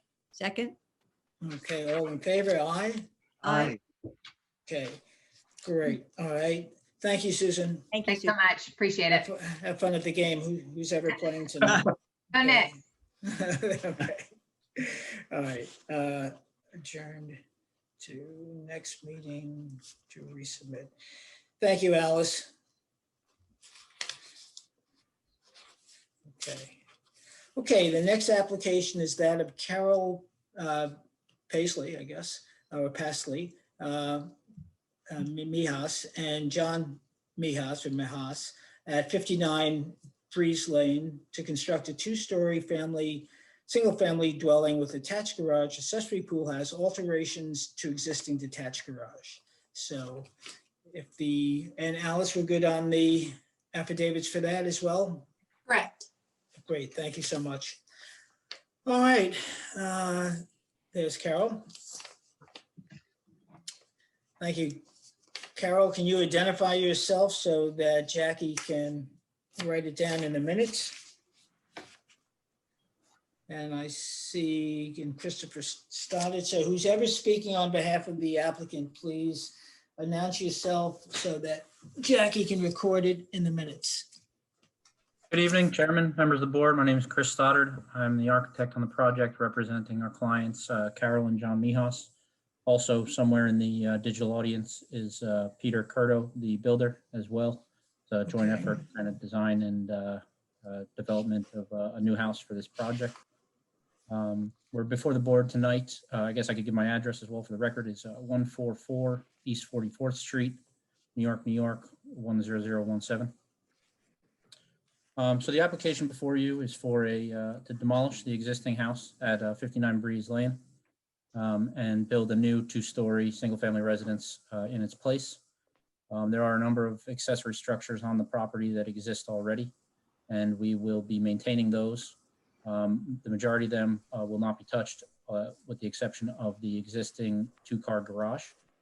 That structure will be re-sided and a couple modifications to it. The roof line remains the same, the footprint remains the same, but we will be replacing a garage door and some windows and just making it match the proposed house a little bit better with updated materials and removing some corner boards and just really making it match the house. I guess to start from the big picture, if I could share my screen, I'll find that. There we go. Find that button.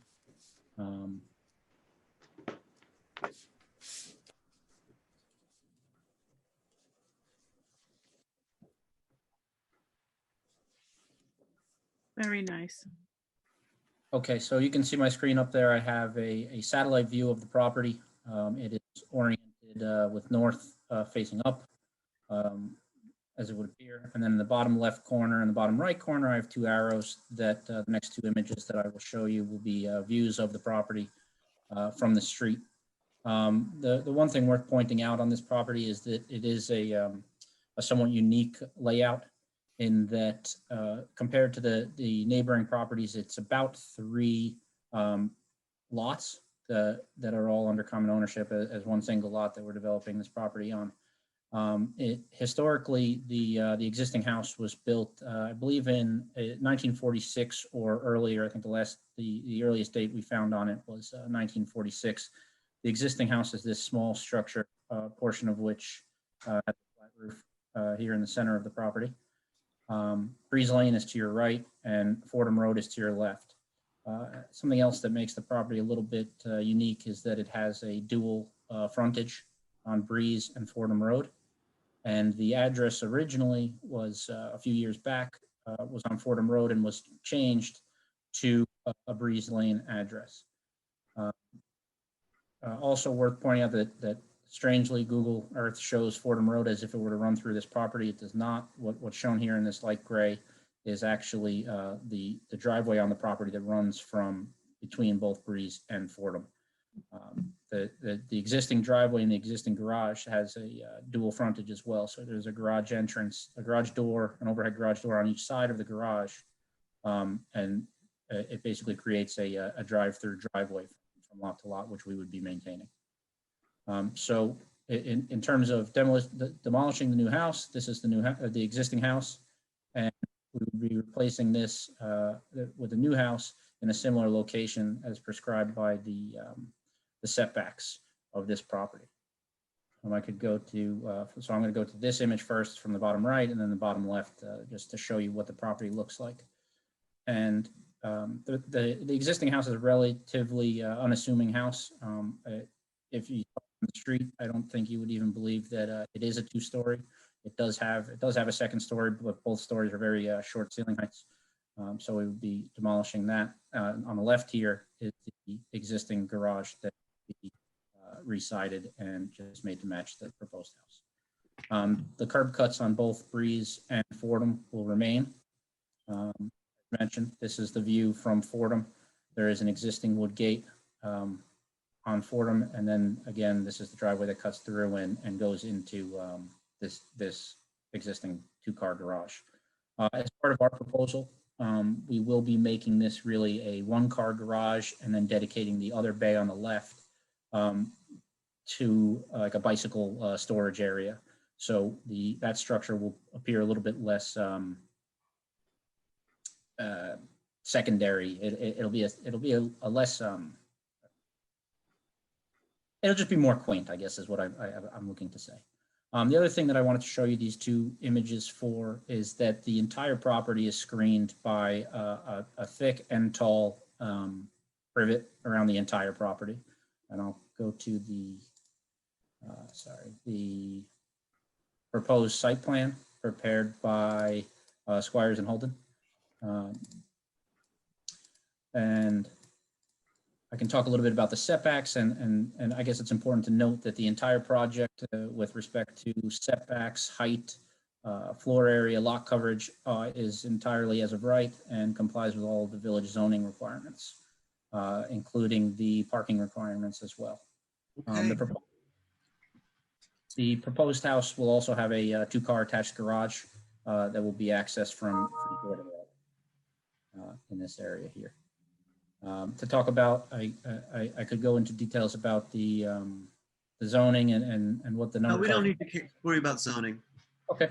I guess the important thing that it seems that that the board is concerned with is really the appearance of the house and the materials. This is a rendering from the Breeze Lane elevation. This is the existing garage to be resided, new garage doors, new windows, some new light fixtures, as well as new siding. We would be adding a flared shingle on the base and eliminating the corner boards just so it is matching to the house. The house itself is a two-story house. We did our best efforts to bring the eave heights down around the perimeter, both on the Fordham Lane side and Fordham Road side and the Breeze Lane side, so that we could kind of reduce the massing and make it blend in with the neighborhood. One of our clients' most important concerns was that this house, once built, really seamlessly fits into the character of the neighborhood. Our client has owned this property for 11 years and has severely outgrown the house that they've been spending summers in, especially with COVID. They realized how small it was. They have a mother-in-law that lives with them, 3 kids, and also a nanny that is there when they are there full time. So that's the reason for demolishing and building new, opposed to trying to work with what was there. For materials, the siding would be a red that would be left natural to silver over time, similar to the existing house that's there. The roof will be a cedar shingle roof as well. This drawing kind of shows it a little bit darker just to differentiate from the siding, so it didn't all appear as siding. But it will be a cedar roof as well. There are portions of the house that will have metal roofing on some lower pitched roofs as needed. That will be an aluminum metal roof, but it will be colored gray to kind of imitate the of a traditional lead coated copper. That just for cost purposes, the copper roofing would be an amount. For windows, we're going to be going with a Marvin Elevate, which is formerly Marvin Integrity, as everybody knows it. An Ultrex exterior, wood interior. Windows and all trim on the house will be white. The trim will be, unfortunately, against Miss Latham's an AZAC material, but we will be painting it so that it doesn't have that plastic sheen to it. But the windows will not be painted. Those will be factory white. As for the gutters and leaders, the gutters will be a 6-inch half round white aluminum, and the leaders will be round leaders white aluminum as well. And just to finish off the materials, the last one is the driveway is to be a 3/8 inch white peak gravel. And I could show a little bit more of the drawings, or if there's any comments, I can address them directly for the sake of time. I'm happy to handle that anyway. Do you have renderings of the other elevations? I do not have renderings. I can pull up the proposed elevations, certainly. The other primary elevation would be the Fordham elevation.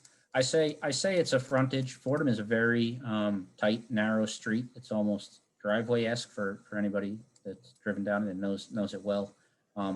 Surprisingly, a lot of the houses don't actually front Fordham. They either back up to another street, or they have three lots going on the other direction as well. So, but as always with our work, we really have a high priority in developing 4 good-looking elevations rather than just worrying about the front. The elevation on the screen now, this is the side that would face Fordham. Again, not all of it would be visible from the street, just because of the intense level of privet. I mean, from what you'd see of the street, I think you'll probably see from about halfway through the second floor windows. And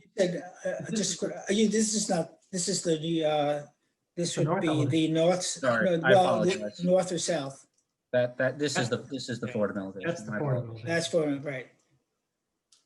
And I can show you with the garage a little bit. If in future, if you put cardinal points rather than left, right, it would be clearer. Sure, I will be sure to do that.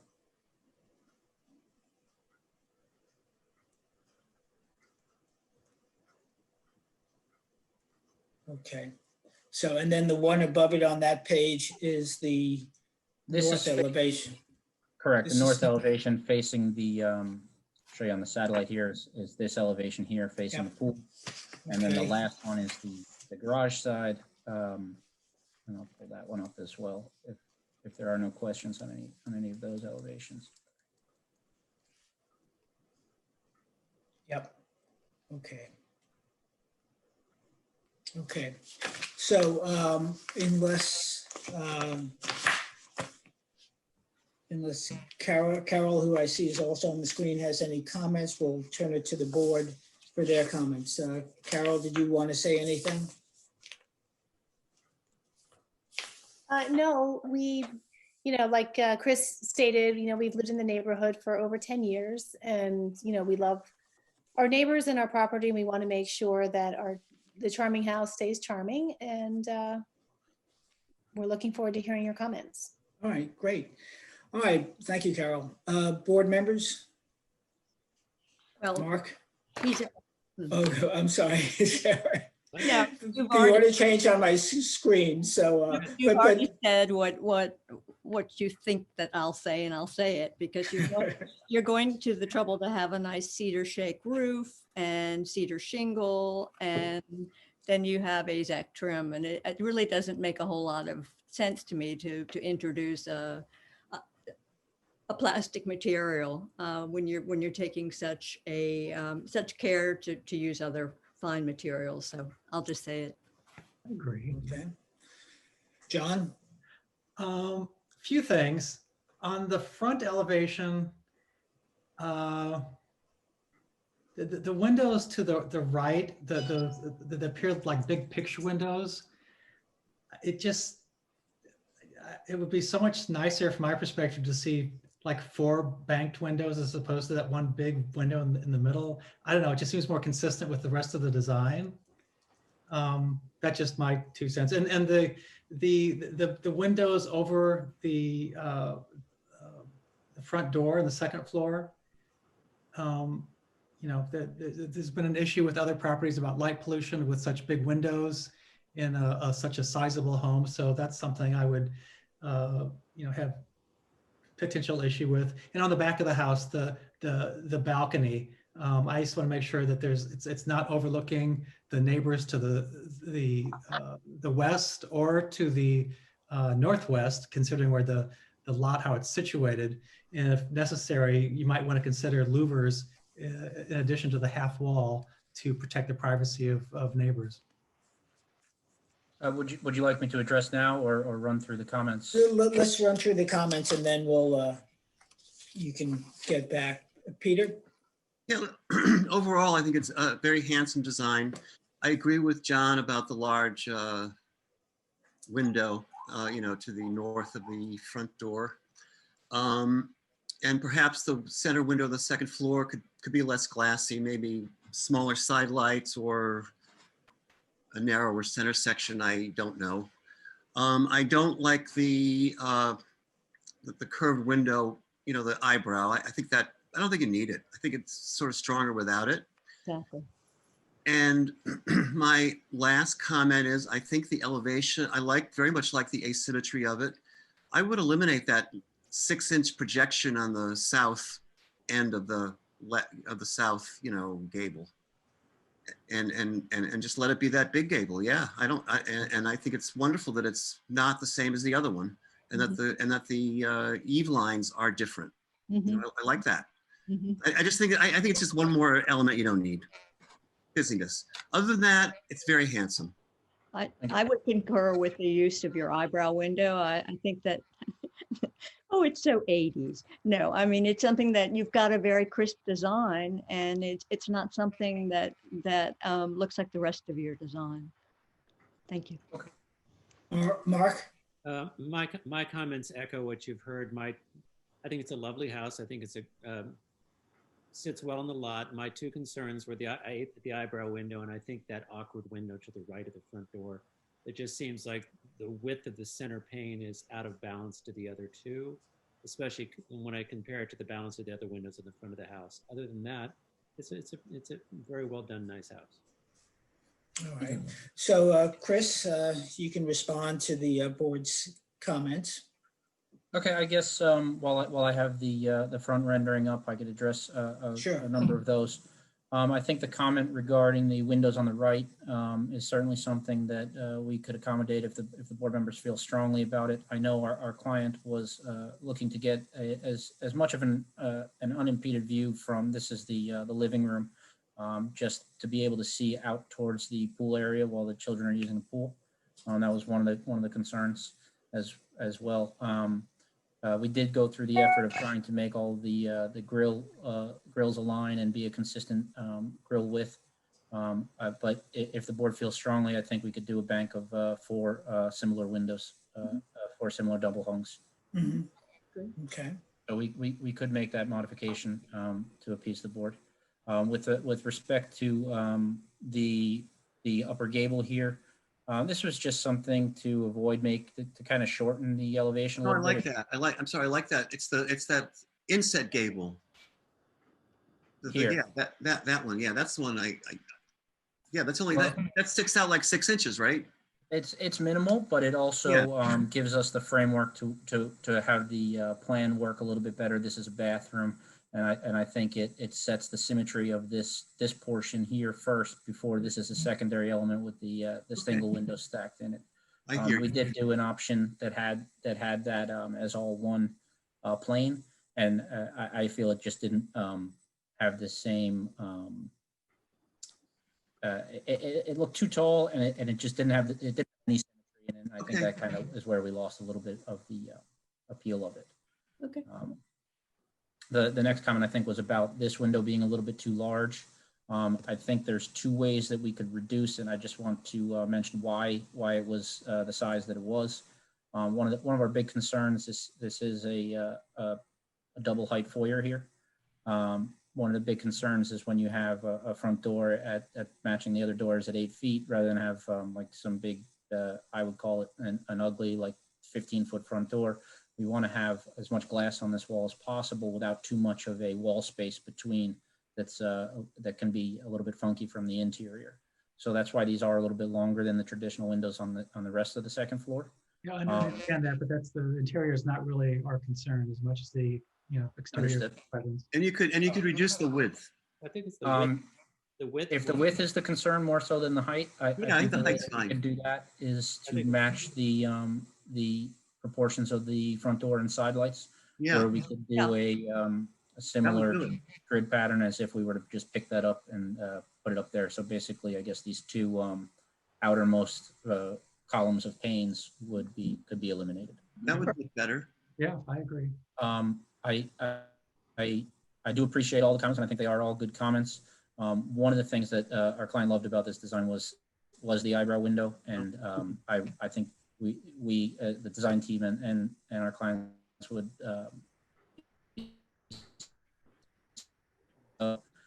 I know that at times eyebrow windows can be done very poorly and can ruin a house.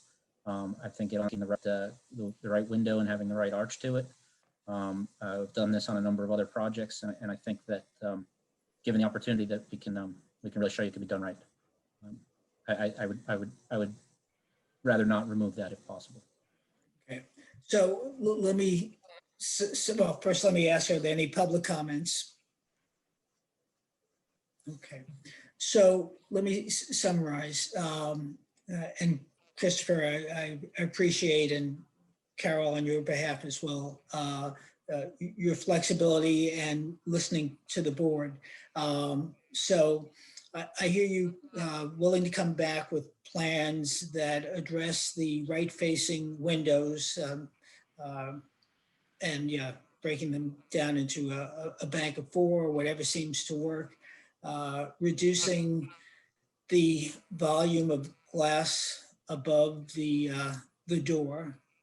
Either, it sounds like either or some combination of height and width. Width in particular, thank you.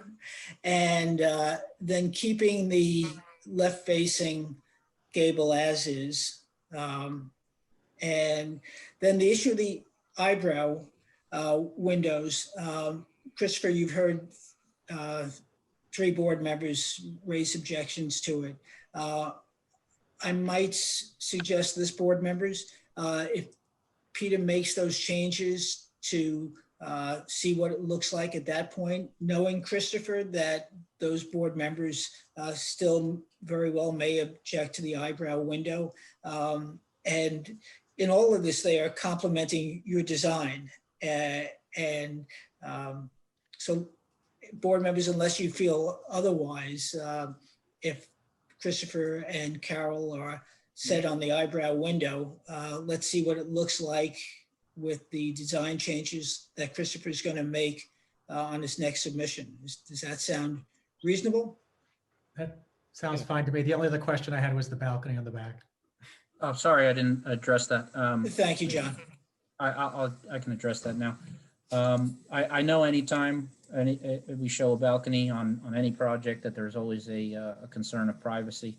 One thing we did when locating this was really made it central to this piece of property. So it's not really butting up against. I guess the best way to show you would be on the. It's set back into the house, and it's not that large, so. You know. Yeah, I think what's important to recognize about it is that it's a minimal footprint, and it's accessed solely off of the master bedroom on the 2nd floor. It's by no means a party patio. It's a 2nd floor place to step out from the master bedroom with a little cafe table and potentially a small couch or seat out there. How high is that half wall that surrounds it?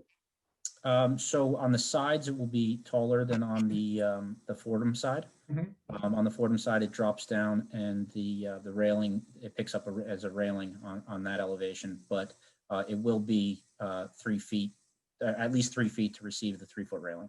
Okay, all right, that's fine. So unless there are any other comments either by the board or the applicant, Christopher, you volunteered to come back with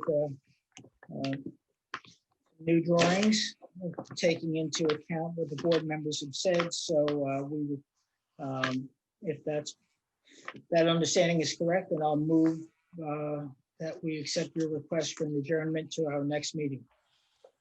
Would it be possible, I mean, if we were to discuss the changes that we talked about, if we were to prescribe them in writing, would it be possible to avoid coming back before the board and that? No, these changes are significant enough that we would require the drawings to be as they wish that you have us sign off on. So it's a matter of a couple of weeks. It's a handsome house, and I know you want to get started, but I think it'll be worth the wait for all of us. May I, Yes, you- Carol. Yeah, this is Carol. Thank you for your comments. And I was just curious, the first floor window to the right of the door, Mhm. that room we're proposing where the fireplace on the other side is basically sort of our sort of great room that Yep.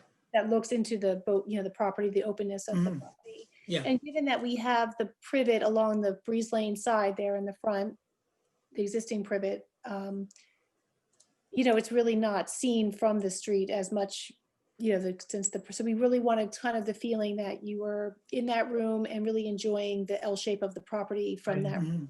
I'm sorry, I have to So- disagree. The privets come and go. The house is there for a long time. I don't buy into that.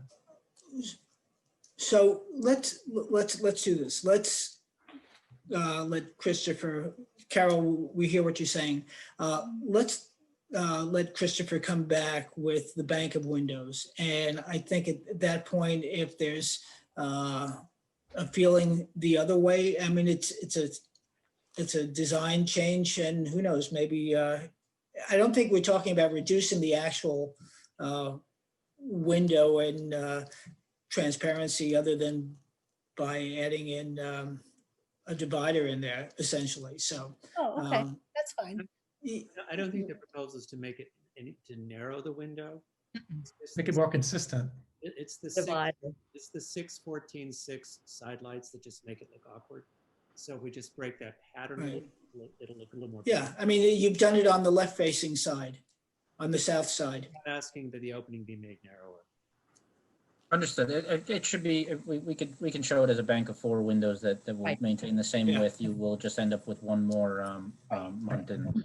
Right. That's great, All fine. right. Okay, great. Thanks, Carol. Thanks, Christopher. So that being said, I move that we accept the applicants, unless I already did this, we accept the applicant's request to adjourn to our next meeting. And that is for Carol Carol and John Mijas, and forgive me if I pronounce it incorrectly, Carol. That's correct. At 59 Breeze Lane. Yes, that's correct. Do I have a second on that? Second. Okay, all in favor, aye? Aye. Aye, so that's unanimous, Carol, and Christopher, we'll see you in a couple of weeks. Oh, by the way, Christopher, if you're still on, oh, you are. Yes. The plans have to be submitted no later than the Thursday noon before the next meeting. So I Okay. don't have my calendar in front of me, but It will it's, be a very quick turnaround on our end. You'll have them. sooner I than- figured as much. Okay, thanks, guys. Thank you for your time. Thanks, everyone. Thank you. You are welcome. Let me put my files in order here, folks. And let's get to the next application. Hold on a second. 125 Corrigan? Yep. I just want to match where we are. Okay. Yep. Okay, good. So, thank you. So the next application is that of Tallow Building Corp. at 125 Corrigan to construct a 2-story single-family dwelling with detached garage. And Alice, once again, I call upon you. Do we have affidavits in hand? And they Yes, are and they are in order. Oh, excellent. Thank you. So will the applicant for Tallow Building Corp. please get on the screen? I think we saw you for a moment, but we may have lost you. Ralph is coming in. Okay, is there anybody else besides Ralph? If there is, raise your hand. Just for this matter. Okay. Yeah. Don't see any others. There's Ralph. Oh, there we go. Okay. There was a Peter Curto who, He was the contractor for the previous house, I believe, for Bree. oh, okay. All right. Well, we've closed that. So thank you. Peter, you're welcome to submit something in writing to the file or otherwise at the next meeting. Thank you. So let me see, who do we have in front of us? So we have Ralph, you're speaking on behalf of the applicant. So if you could just identify yourself and give your name and address, and Jackie will record that. Sure. Good evening, all board members. happy that you guys are here and happy that we can have these Zoom meetings because I know a lot of villages are not having any in-person or Zoom meetings. So this is very helpful to all us builders out there. My name is Ralph Rastu. I am the owner and CEO of Tallow Building Corp. My address is 58 Court Drive, Huntington Station, New York, 11746. I believe you all have copies of the application in front of you. Basically, what we're doing is tearing down an existing single-family home that's on the property that was probably built sometime in the 50s, I believe, and replacing it with a 2-story single-family home with a detached garage and a swimming pool in the back. And that's basically it. And I have a tech person here to help me with any challenges on screen sharing. So if you have any questions in the interim, I'm open to it. Okay. You want me to screen share some of the stuff now then, or? Yes, please. Yeah, and just take us through the elevations. Give us an idea of what you're doing, the materials you're using, the materials, the color. Okay. I'm working on the screen share with my tech advisor. Okay. Share screen.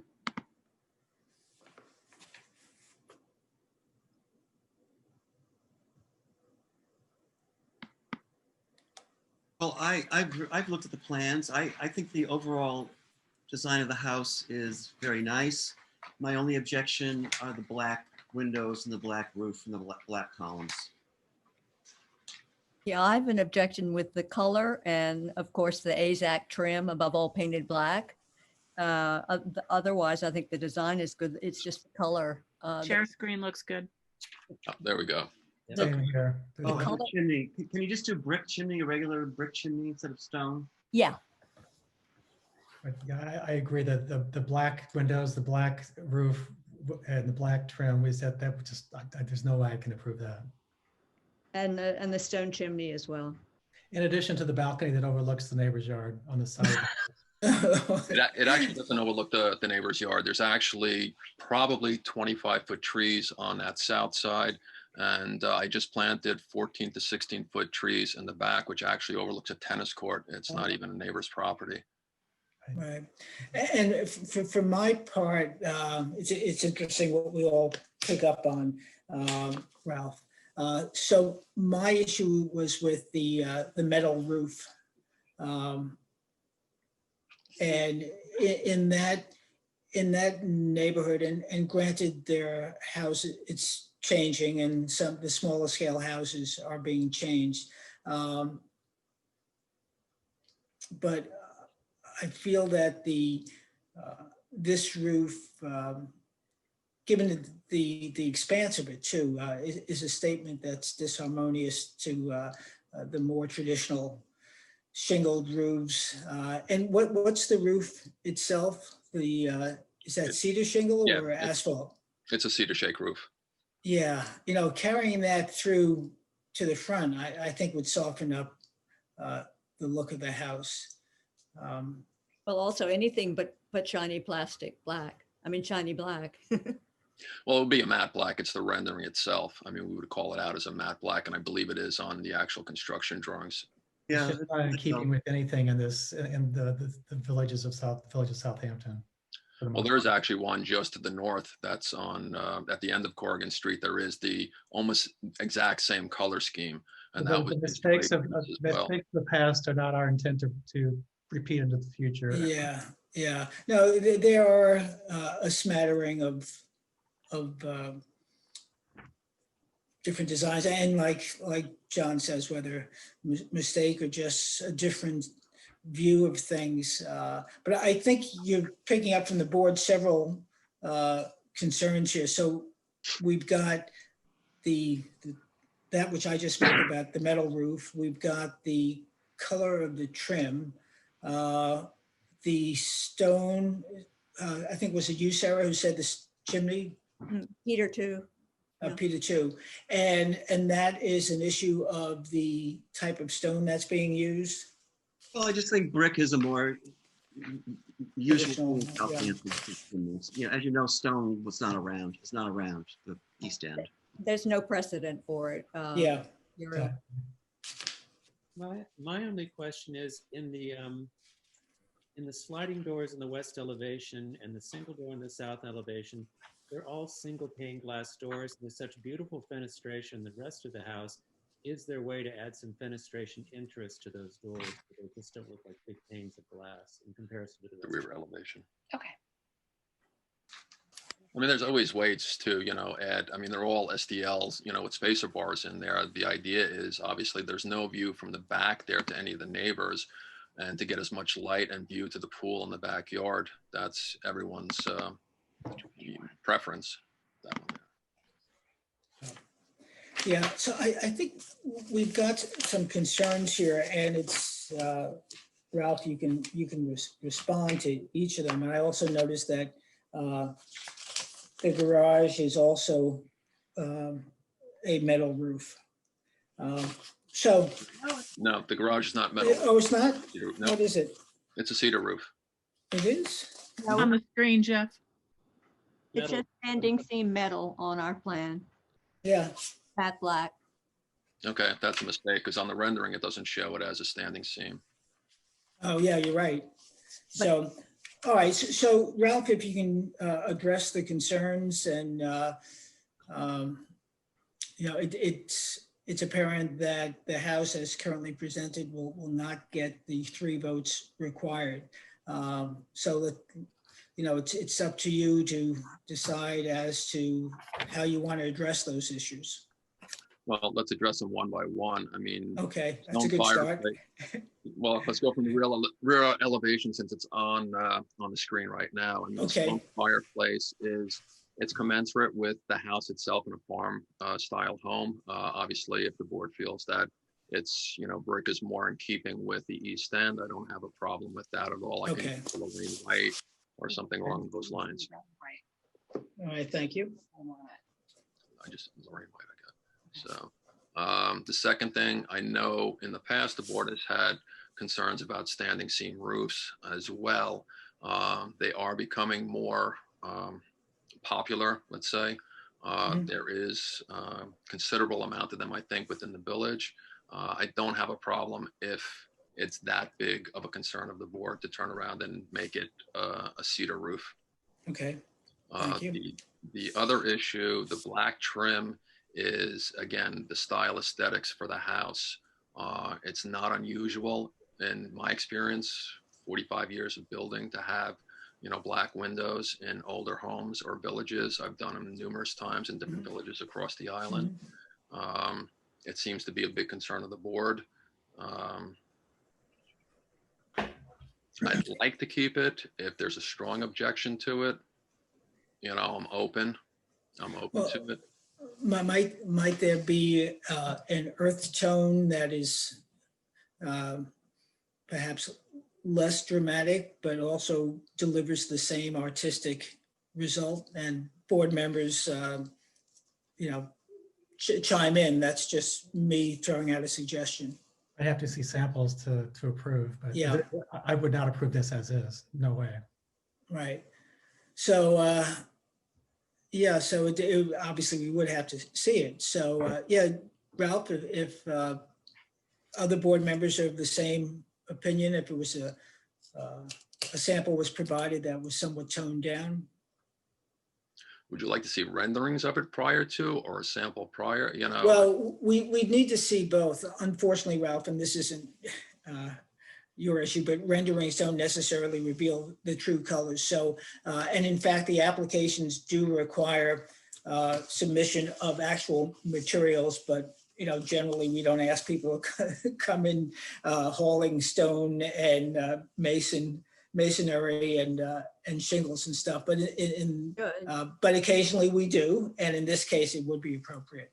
So, the rendering by itself would not be sufficient. So if you could submit a color sample or actual materials sample from whatever color it is that you choose, then John and the other board members and I can go into the village hall and actually see them. Well, that was actually more my question. It was an either or. Did you need renderings and a color sample? The color sample is the easy thing. Doing a rendering is, again, a somewhat representation of what that color might look like. And they're Samples are preferable. Sample, yeah. okay. All right. All right. That's fine. Not a problem. And I'm assuming that if we just went with white windows, that wouldn't be a problem. No, but we'd like that. I would like that. So would I. Okay. All right. Because color, again, can be so subjective. It could be off a little bit here or there. Someone could like it, someone could not. But at least knowing the board's, feeling on it, I could come back with just white windows and it'd be a slam dunk. It's not so much the color, it's the dramatic depth of the color here. Okay. Okay, so lady and gentlemen on the board, did Ralph cover all the issues that you each had? Yes. Yes. Okay, great. So Ralph, we appreciate your listening ear and responsiveness, or at least willingness. So, and that would mean you would be requesting an adjournment. So unless there's any public comments. Can I just reiterate Sure. then? So the only thing would be if I went to white windows, a shingled covered porch, and added some grills to the rear sliding doors or French doors, then we're basically good to go. Well, and the brick chimney. fireplace. Yeah, the fireplace, sorry. also the trim would not, the columns on the porch would not remain black either. No, it would be, the trim is over, and overall, everything would be going to Right. white. Okay, just clarifying. Okay, no, not a problem. Okay, any public comment?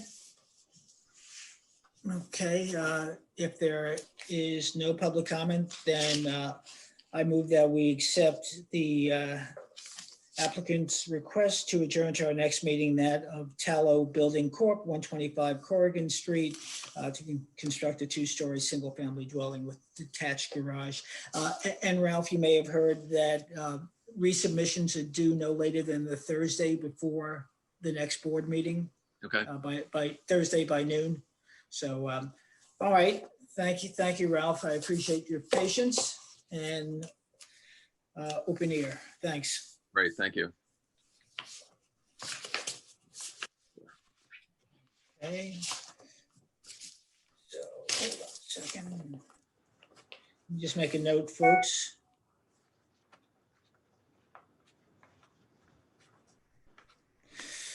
Okay.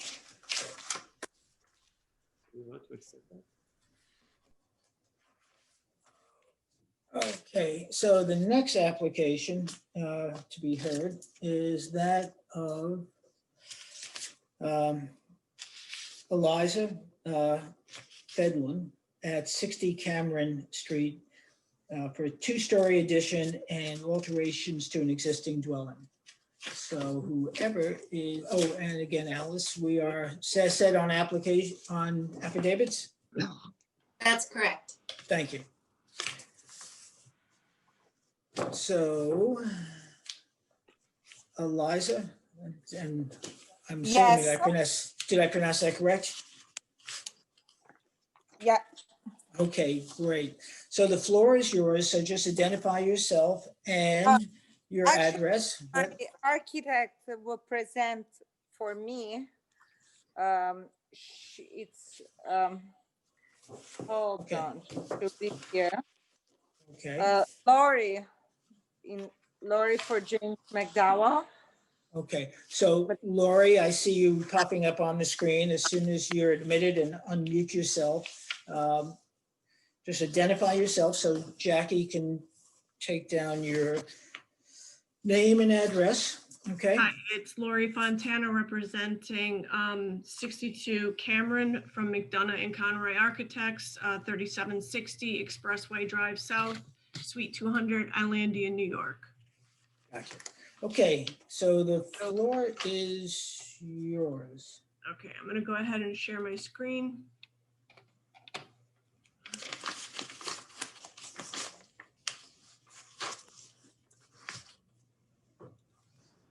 So the existing house, the original existing, can you see my screen? I just want to verify. Not yet. Let's see.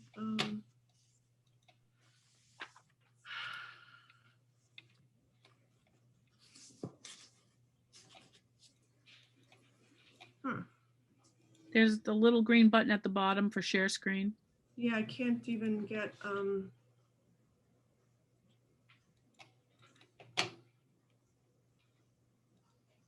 me see, let me go back to this. Let's try share screen again. Okay. We have it now? Yes. Yep, there you go. So what we're proposing is interior renovations, but to the exterior are only approximately 267 square feet. And it ends up being on the right side, which is this area, and on the rear. So All right, so the right side is the west side, correct? yes. Okay. So we're proposing a small closet addition off to the right. And then this area right here, where my hand is, was an existing porch. We're proposing a 2-story addition to that area. That's the only area on the first floor. And on the second floor, there was, this is the second floor addition that we talked about, the 2-story. And then here in the rear, there used to be a patio, 2nd-story deck, which we are enclosing for more privacy. We are putting sliding glass doors with a glass rail in front of it just for to get airflow and stuff. So the existing roof line, as it seems, is the same. There's minor changes to the right side. Let me see.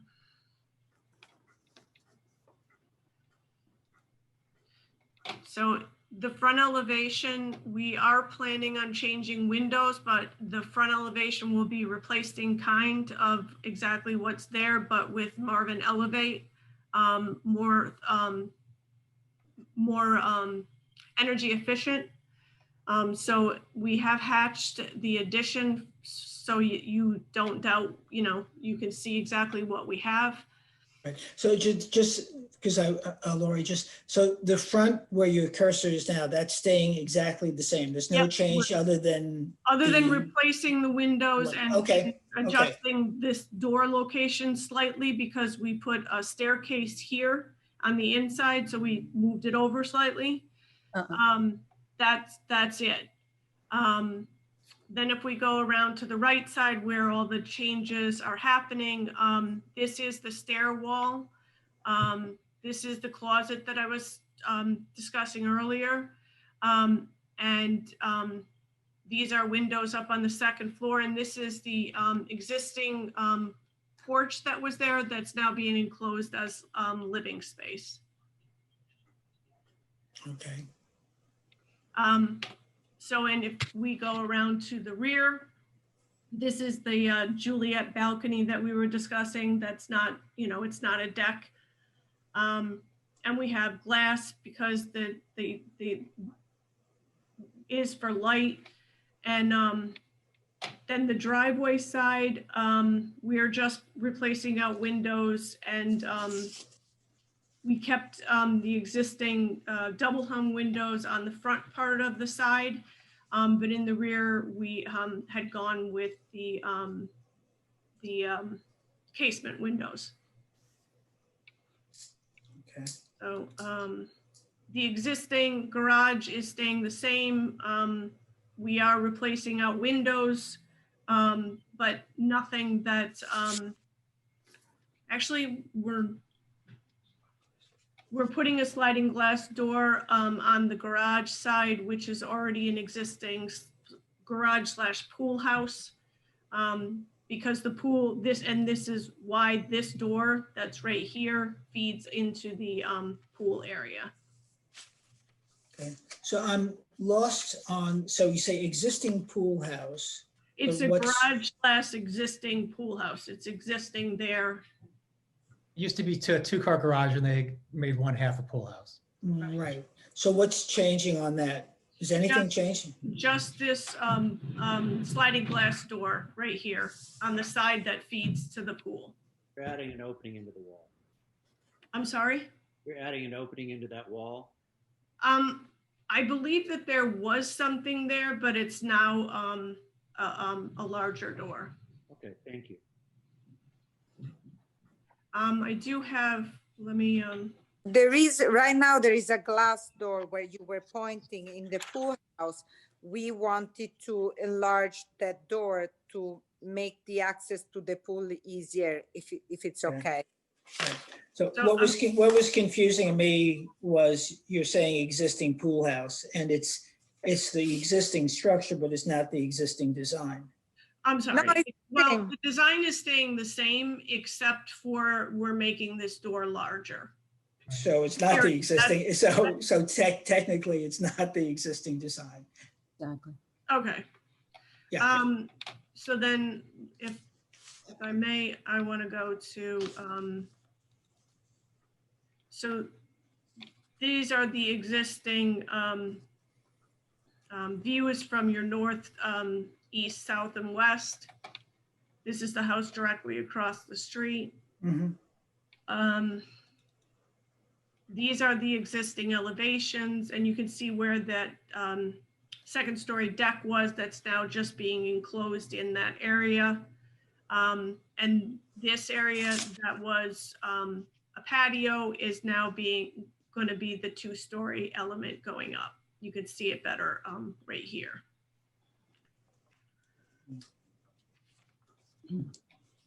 Okay. May I start? Yes, by all means, Sarah.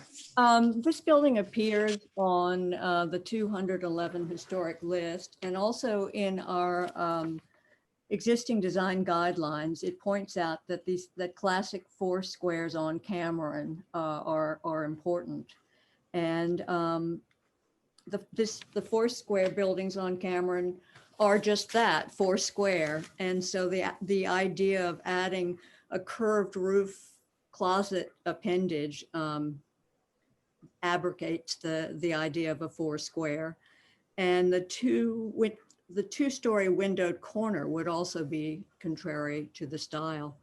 I also would advocate for the retention of the original door. If you change the original door, you've also altered the integrity of the building. And I think that if the existing windows are in good shape and retain their historic glass, that those should be retained as well.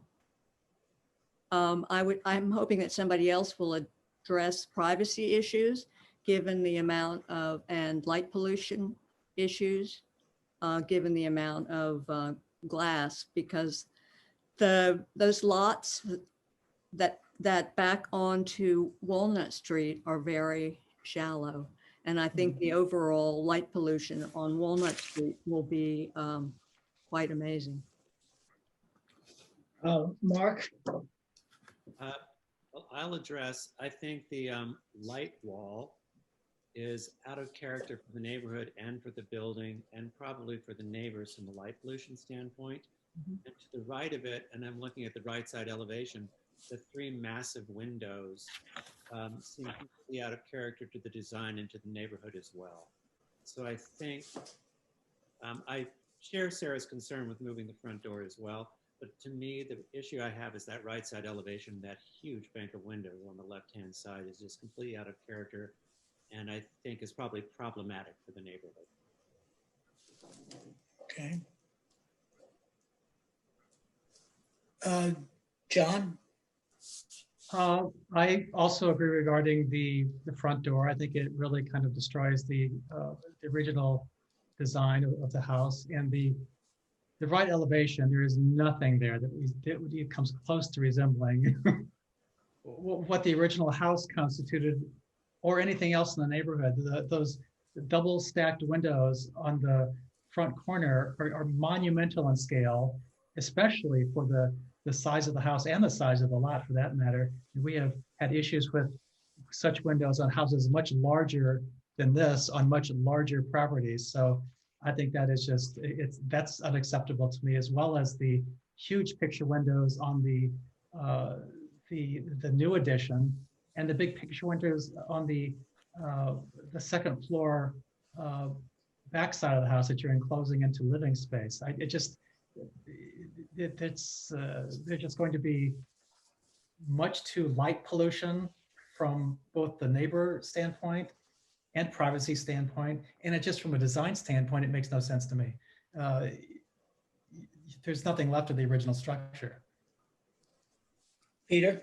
I agree with everything that's been said. The closet is particularly egregious, just sticking out like that, like it's an outhouse or something. I mean, really. But really the most horrible thing no one's mentioned, which is that new gable going west from the pyramid roof. Yeah, well said. That's horrible. You can't do that. Peter, let's rephrase it differently. So That's what I like to do. That was a little harsh and uncalled for. Right. We accept that. So Lori, I'll let you respond to let me summarize what the board is saying, and let me do so in the context of the code, because this may be new or unfamiliar to whether you or Eliza. But at the beginning, and if you had heard, I lead off the sessions by saying what the intent of the board is. And it's the intent to preserve and enhance the character, historical interest, beauty, and general welfare of the municipality, and to ensure location design and so on. Is harmonious composition of the whole, as well as relationship to its several parts. You're dealing with one of the most cherished village streets in the village. It's highly regarded for its design. I'm not saying that everything is perfect along the street. It's not Williamsburg, but it does represent a character in the village. And as Sarah said, and there are examples on the street of the Foursquare house. The Foursquare, I've been on the board for the last 5 years, and the Foursquare, which was a prevalent and I'd say almost primary design representing this village at one point, is, I'd like to say, a slowly dying breed, but unfortunately, like a lot of animals in the wild, it's slow until you look around and there are very few of them left. And that's where we are with Foursquares in the village. So your challenge is, we understand, and part of the board's mission is to provide for a balance of development, habitability, as well as preserving the historic context of the village. So the comments that you've heard, which I can summarize item by item, but they reflect a wish among the board to be true to its mission by preserving as much of the historic character of the house. And there are several elements in this design that take away from that. The large use, and for this design, perhaps excessive use of windows. The floor to ceiling or floor to rooftop windows are something that the board in a number of occasions over the last year have not approved. The other elements, the placement of the front door, the change in the roof line and the closet extension, all of which take away from the Foursquare. And then of course you've got the basically taking the traditional windows in the rear and making that all glass, which further takes away from the character of this really beautiful example of a Foursquare, and at the same time jeopardize the privacy of the neighbors. And so those are all things to deal with. I'm going to turn it back to you.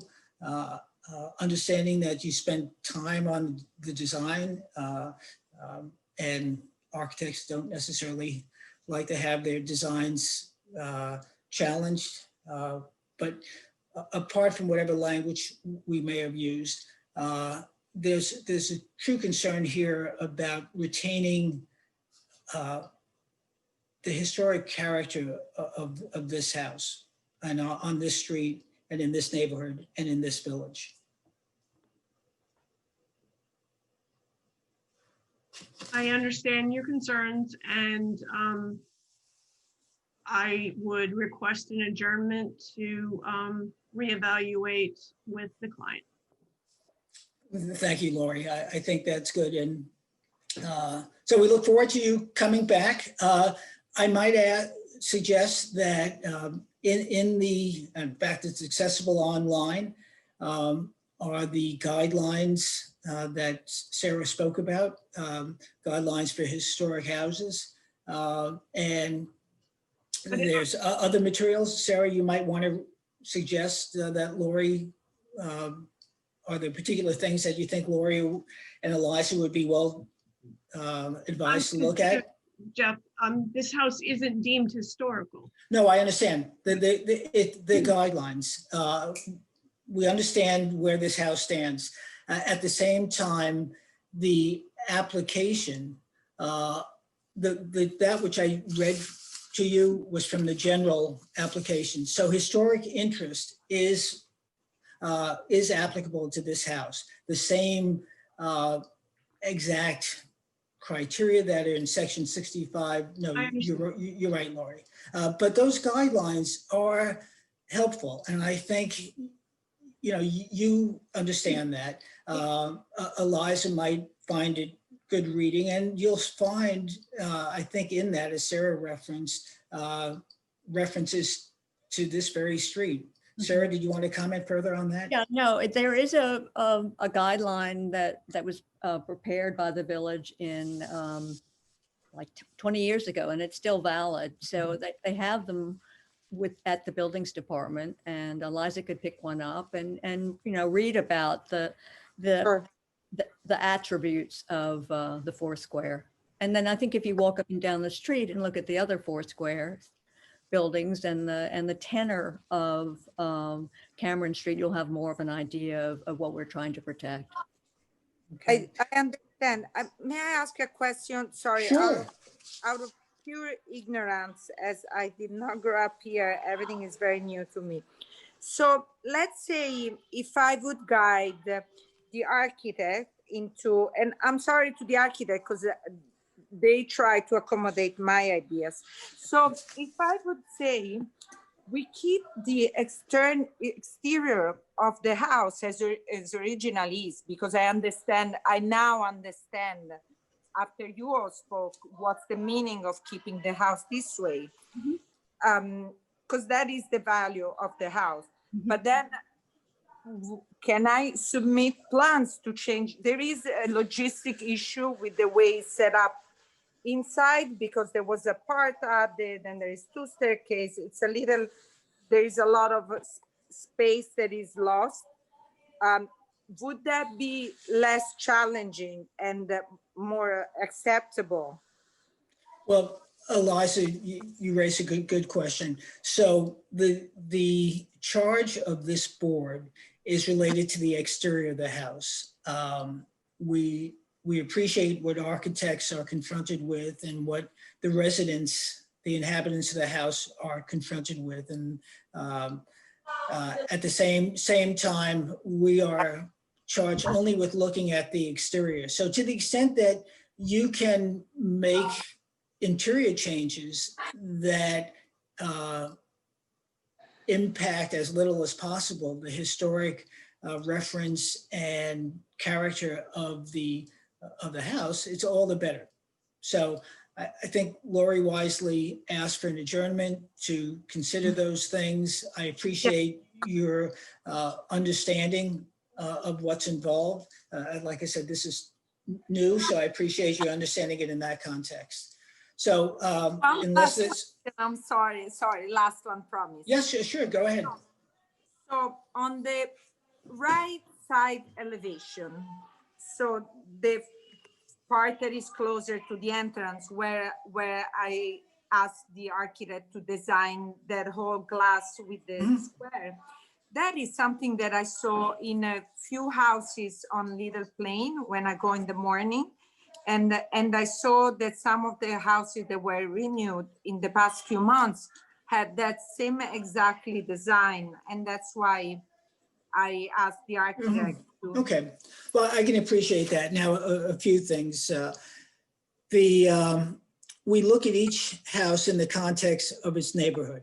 And again, Cameron Street has a particular historic reference and character. So just looking at this house and this location, those glass windows don't work for the board. At the same time, Ed, I'm not saying this is your regular Monday evening television fare, but had you been watching us for the last 6 months or year, you would have seen virtually every, not virtually, you would have seen every ground to ceiling window treatment denied. Anyway, but it is, at the end though, it's this house and this location. Right, it's not that changes can't be made, they just need to be made in keeping with the design of the home. Right. And the Thank neighborhood. you. Thank you, John. Thank you. Good, Ed. Okay, Thank you. great. All right, so in as much as Lori has asked for an adjournment, and if there are no further comments, then I move that we accept the request of the applicant on behalf of Eliza Fadland, did I pronounce it correctly, for 60 Cameron Street to be adjourned to our next meeting. Okay, thank you, Lori. Thank you, Eliza. Oh, I'm sorry. Do I have a second? Thanks. All right, all in favor? Aye. Aye. All right. Thank you. See you, Eliza. Thanks. Okay. Let me just make a note. Okay. Adjourn to next meeting. Again, everybody who's both on the board and on the screen, I appreciate your patience. The good news is you're all at home, I hope. So hopefully that is a bit more tolerable. Okay. Jeff, Yes. Deborah Bates is asking to speak. Oh, good. Oh, did I miss? I think I got disconnected briefly. Okay. Good. Well, so let's hear Deborah Bate. This is in reference to which 60 application? 60 Cameron. Yes. Oh, well, then we have to reopen it then. No, I just wanted to make a general comment. Well, if you, well, we have to reopen it, right, Well, Alice? then We- I just Correct. wanted to say thank you. Well, hold on. Do I have a motion to reopen the application? If you're saying about anything that has to do with an application, Deborah, we have to, wait, is this on your Okay. earlier application? Yeah. The On two- 60 Cameron Street. Cameron. Oh, this is Cameron Street. All right. So, but we do have to technically, right, Alice, reopen it. So do I have a motion to reopen the application for Eliza Fadland at 60 Cameron Street for the purposes of hearing public comment? Second? Second. Aye. Aye. Okay. Deborah, please identify yourself. Deborah. And Deborah Bates, Walnut Street. I Okay. just wanted to thank you for your work on the record. Okay. Well, now That's I'm it. sorry. Now I'm sorry I interrupted you because we didn't have, but we do have a procedure. So therefore, thanks, Deborah. Well, as somebody who lives on Walnut Street, he would be, I imagine, affected by the light pollution. Yes, absolutely. All right, well, keep the cards and letters coming.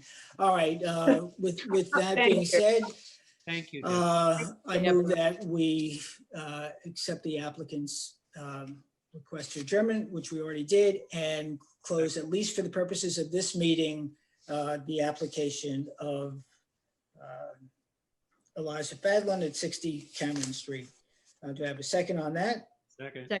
Okay, Aye. all in favor? Aye. Aye. Okay. All right, now let's move on to the next application. And that is the application of Charles, I may pronounce it incorrectly, but I assume it's Falco or Falco, well, let's say Falco, and if it's not right, you'll correct me. At 135 Lewis Street to make exterior alterations to an existing dwelling. Okay, is the applicant here? Yes. We have the affidavits and they're in order. Okay, thank you. So could you identify yourself, please?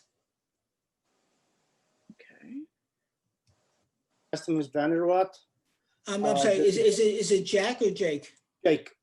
Jake, hi Yeah. Jake. Hi, and I did the drafting for this project. I'm in Hampton Bays. Right. So Jake, before we begin, I want to address a matter here, and I don't want to dwell on it unnecessarily. Okay. But the construction started on this particular house without the proper permitting, in fact, with no building permit. The only permit that exists on this property is that for the construction of a pool. Again, there's no building permit regarding the house. Now, the building inspector has notified us that a stop work order has been issued. The building department, and it's up to them as to whether or not there will be penalties and fines to be assessed. I want it to be clear to you and the property owner that, one, the board doesn't take kindly to it. The village doesn't take kindly to it. Everybody should have known better. You don't have to offer an explanation because, thank you. Now, to let you know how we proceed from this point, we proceed as if the original house is there. Any work that has been done to this point is invisible to us. The property owner, the contractor, took it upon themselves by violating the requirements that there's a risk that whatever you submit may or may not be approved. And, you know, that's a risk that you took on yourself. Again, I don't know whether you said you drafted it, so I assume you're the architect. Yeah. But that's for you and your client. But as of right now, there's no building permit. The house is as it exists. And with that, and unless council wants to say anything, we'll proceed with the application as if the house is in its original state. That's the Alice? correct review. Okay, thank you. Jake, the floor is yours. Okay. What is proposed there is there's on the north side there are two garage doors. Can you share your screen, please? Oh yeah. Share screen.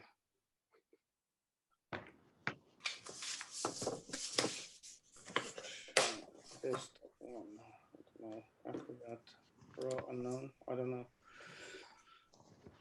This Acrobat Pro unknown. I don't know. I don't know. Okay, The so little green button? Yeah, I did. Okay, No. then you just choose which view you want. Yeah, I did choose the view.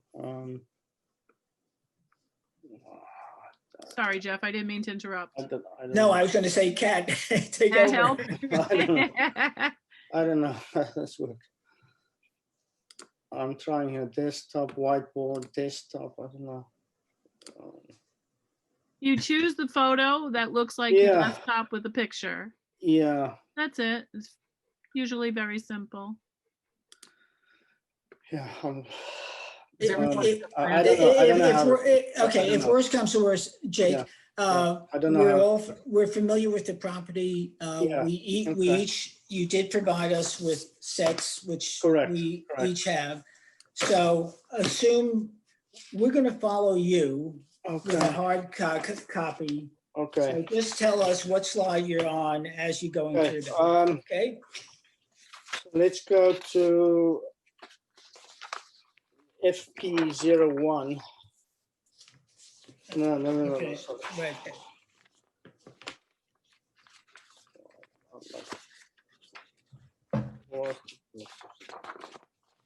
Second. Okay, FP04. There used to be two garage doors on the right-hand side where the two cars are parked. Okay, so So- just for reference, That's the north side. that is the north side or south side? Yeah, that's the north side. Can I say something? Yeah. This application is not complete. You have to show the elevations existing next to the ones that are proposed. It's very Okay. difficult for us to. I agree with you. So Jake, let's give you some time here tonight to make some general statements. Peter's comments are well stated. We will have to see the original house as it was, what you're changing on it, and all the related materials. I think, though, the board can address some general concerns here. We certainly can. Certainly Yeah. can. So let's again, let's be collegial to the extent we can. But you know, as I'm thinking about what Peter said, and I'm looking at your drawings, Jake, and going back to my preamble, that we take it as the house exists. I don't have a picture of what the house exists like. So I provided some photos. well, they were in the. They are, they sadly don't exist. Oh, I'm sorry. You're right. In the back. You're right. In the back. Okay, good.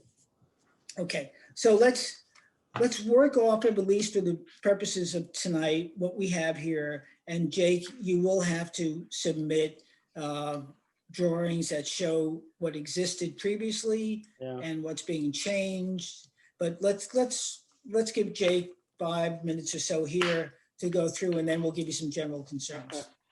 Does that sound fair, board? Yeah, sounds fair. So Two board members, you okay with that? I'm not. All right, I think there's just some general concerns here that maybe we can address, but go ahead, Jake. Okay.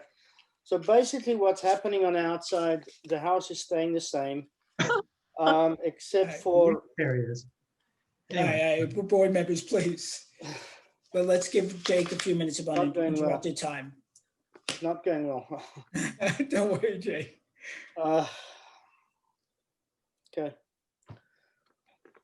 Basically, you totally, I don't know what to say now. All right, so let's address some general. Why don't you just take the floor and just say? your Okay, say? so let's adjust address accordingly. some general concerns. And I'll start, and then I'll let board members chime in. This is a house on, like the previous application, technically not in the historic district, but very much in historic street that bespeaks the character of the village. This house itself, there's debate whether it was built before 1926 or not. And the building department, while we were online, Chris Talbot indicated to me that it was post 1926. But regardless of that, this house is nearly 100 years old. It has character on a street of high character.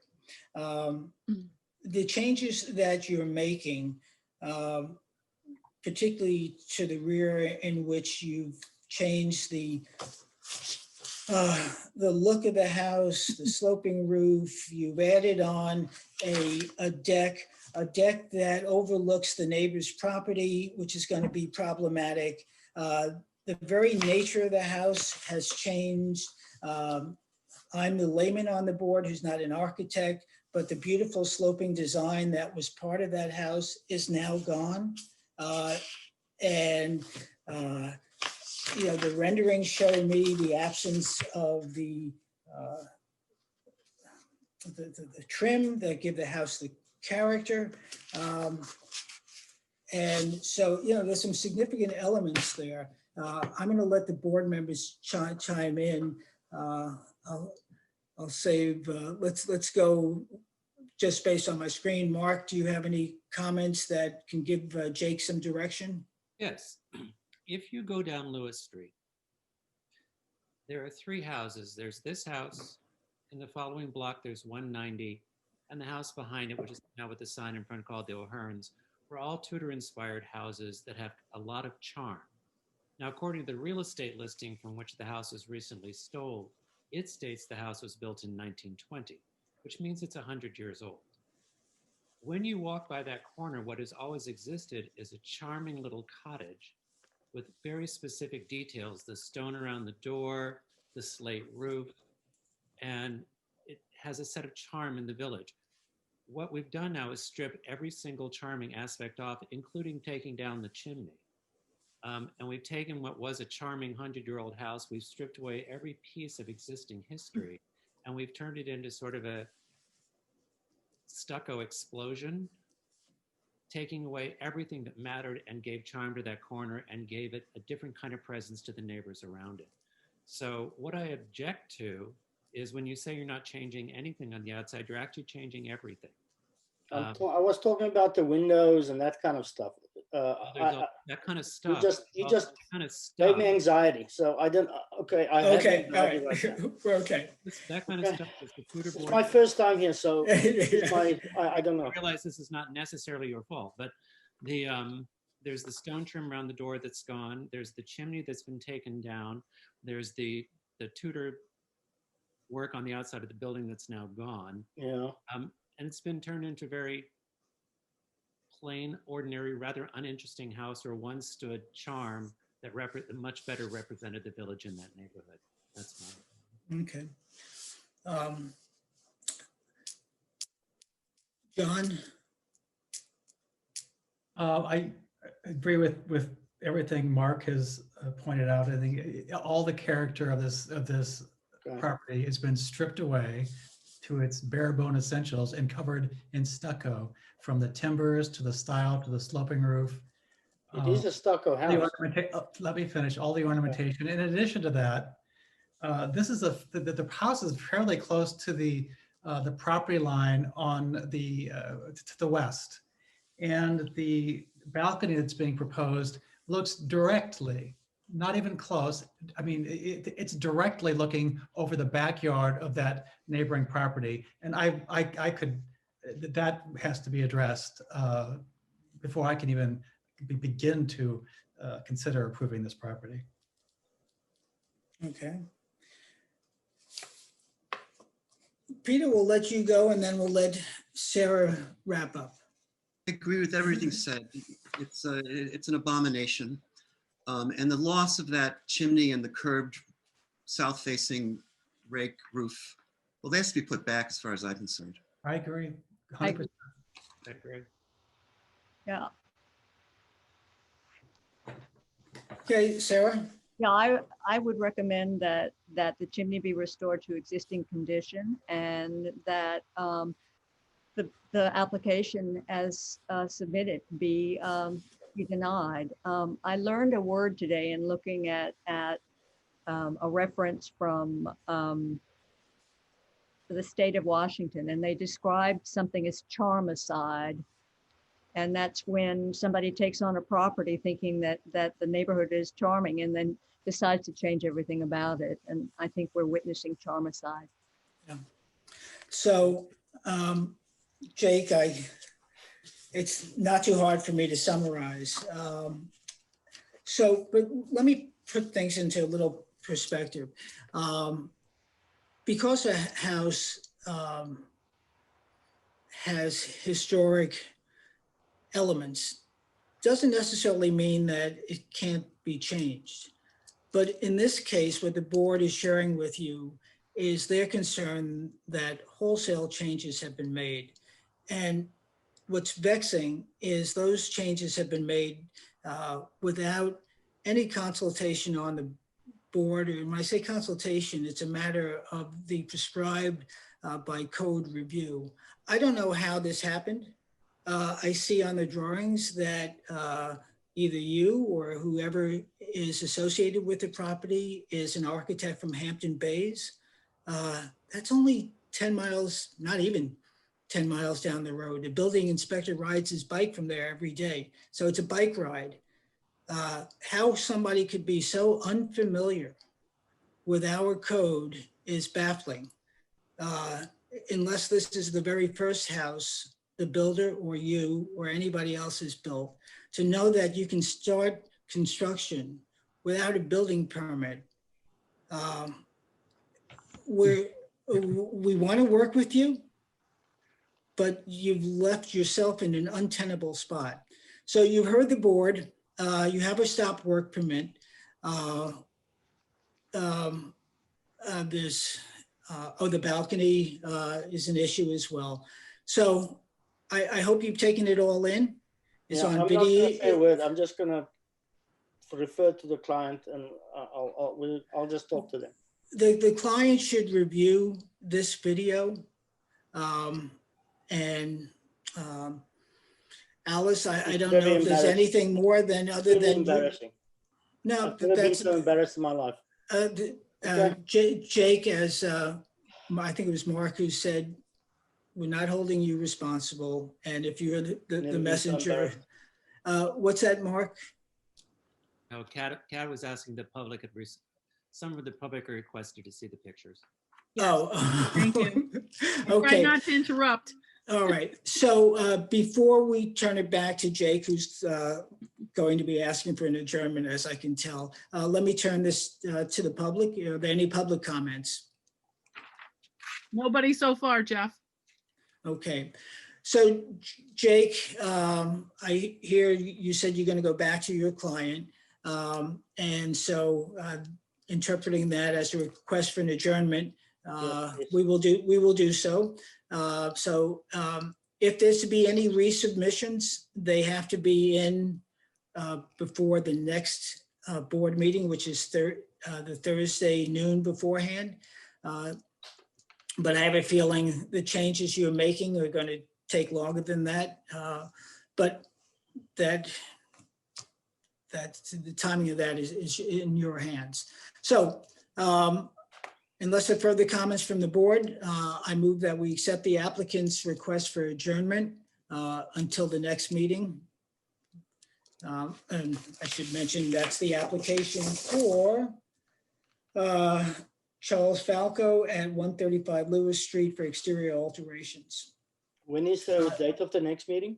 The date of the next meeting is 2 weeks from today, which is the 25th, ladies and gentlemen. Is that correct? It is the 25th. The 25th. So any new plans would have to be in the Thursday before that. January. January what? 21st. 21st, okay. And if that's not possible, Jake, then you can adjourn to the following meeting. Thank you. Okay? Thank you. All right, so did we move in? I think we moved, but I don't think I had a second on that. Okay, all in favor? Aye. Aye. Okay, Jake, have a drink. We'll see you in a few weeks. I don't drink. Thank you. All right, then run around the block. Yeah, I need more than that. Thank you. Bye. Okay, thanks, Jake. You're a good sport. Take care. Bye-bye. Okay. So let's move on, folks. We're getting down to the last few, and those who are online, thank you again for your patience. And let's see, hopefully we'll move a little quickly on this as soon as I get my agenda. Okay, so the next application is that of Robert and Kimberly Agaloff at 55 Lee Avenue for a second-story addition and alterations to an existing dwelling. So Alice, how are we on affidavits? We received them and they're in order. Okay, great. Alice is on it. Alrighty. Get out my notes, folks. Am I right in thinking that this doesn't have any materials? I have, It was a holdover application. The materials that I have are from December 1st. Oh, okay. Because they're not on. oh yeah, this. no, I've got something. Okay. So I see somebody from Tecton Architect. So whoever that might be, could That is you me. please? Okay, that is you. And so Jackie needs to know who you are and your Sure. address. Anastasios Tzakis, I'm the architect. The address, Sorry, I didn't catch your first name. Anastasios Anastasios, okay, thank you. Tzakis, Tzakas, Okay, 612 Tulip Avenue, Floral Park, New York. okay, great. I also see that the property owner, Kim Agaloff, is on. Kim, do you just want to identify yourself in case you say anything? Hi, thank you very much. It's Kim and Bob. Okay, great. Thank you, folks. And again, I know this is a long evening. Oh my gosh. Well, at least you're home. Look, you could have been in Village Hall this whole time. Quickly. Okay. So. Let's say hello real quickly. Let's say hello and then we'll go off. All right, good. Anastasios, it's your floor. Sure. So our proposals for addition and alterations to an existing dwelling at Lee Avenue. We have a second floor addition over the existing attached garage. Also, we're proposing a second floor addition over an existing one-story rear addition that was probably added to the house sometime in the 80s. We have submitted some material specs and cuts as part of the package. It's, the front door we have, as per the elevations, Marvin windows. The locations of the windows on the front are pretty much at the same location as the existing. So as far as the front facade, not much has changed besides the addition over the garage. Sliding Okay. doors. All right. Can you address the materials that you're using on the roof? Sure. So the existing roof is an asphalt tab roof. We're proposing cedar shingles, natural finish on the roof, on the entire house.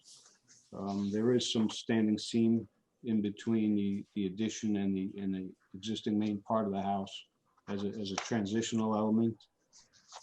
And that's what's in red on that, or orange on that first slide in A0.01.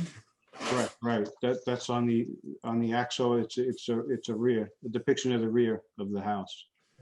That's the Color rear of the actually, the color proposed there would be bronze. Bronze. I know it's showing as a copper-like finish, but it would be more of a bronze, dark bronze finish. And is that subject to oxidation? I believe not. Well, I mean. If it was copper, yeah, patina, right? Patina, right. What you mean? Yeah, it's not copper, it's more of a bronze finish. I'm not quite sure if that's the case. Right, right. I would think not, if it's a bronze finish. It's more prominent from the rear than it is from. Don't bother. Okay. Yeah, on the front, right. Anastasios? Less exposure on the front, on that metal roof. Okay. Siding proposed is wood siding. I have a color, it's like a milk white or Cape Cod gray that we submitted, which are very similar, which is, something along white. Mhm.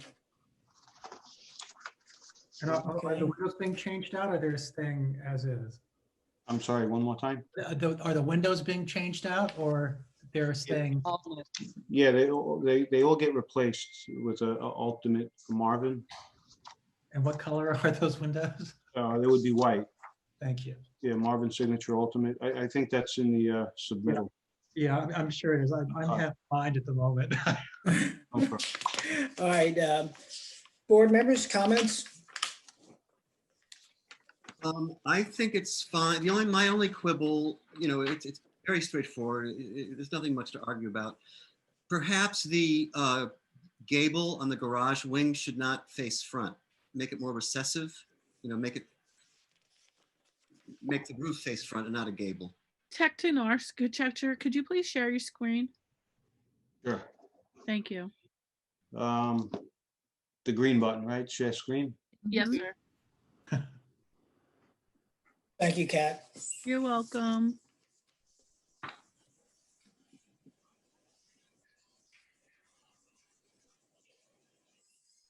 Okay. Good, and here it comes.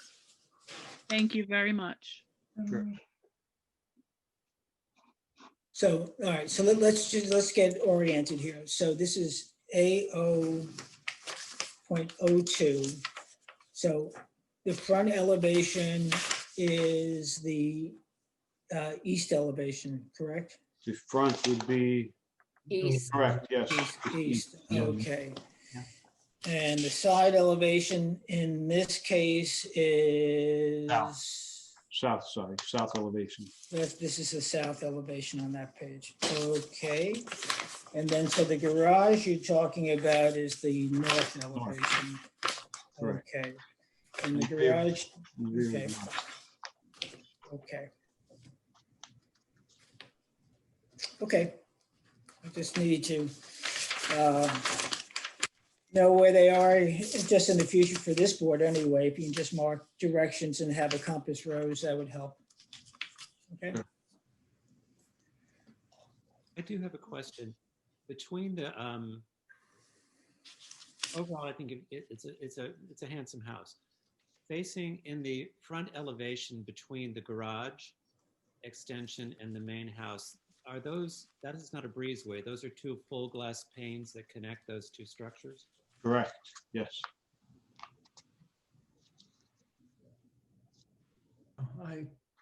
I question that as well. I mean, it seems like a contemporary type of element in what's really a traditional house. Yeah.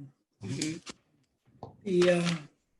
feel like paned windows there versus floor to ceiling glass would make it look a little more connected to the house. Yeah. Sure. Go ahead. I was going to say it was more of a transitional move to, kind of separate the two masses of the house to soften that connection up. Mhm. That was where that came from. Yeah. I see what Anastasios is trying to accomplish to separate the two. In as much as it faces in the rear, I'm not sure it's a hill to die on. I agree. It's not a front. Sorry. This is the front, not the rear. This is the front elevation. Oh, the front? Whoa. Sorry, what am I talking about? Oh, I'm sorry. Never mind. Okay, I was looking at the rear elevation. Okay. That's an interesting point.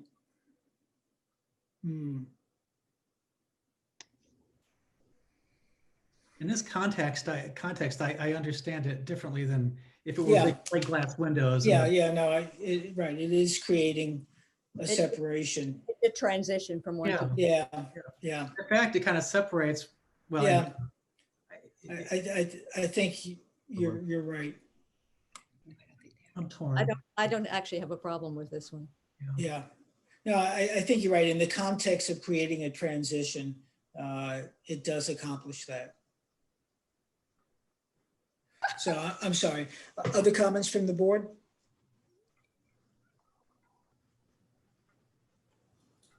So unless there are any comments from the public?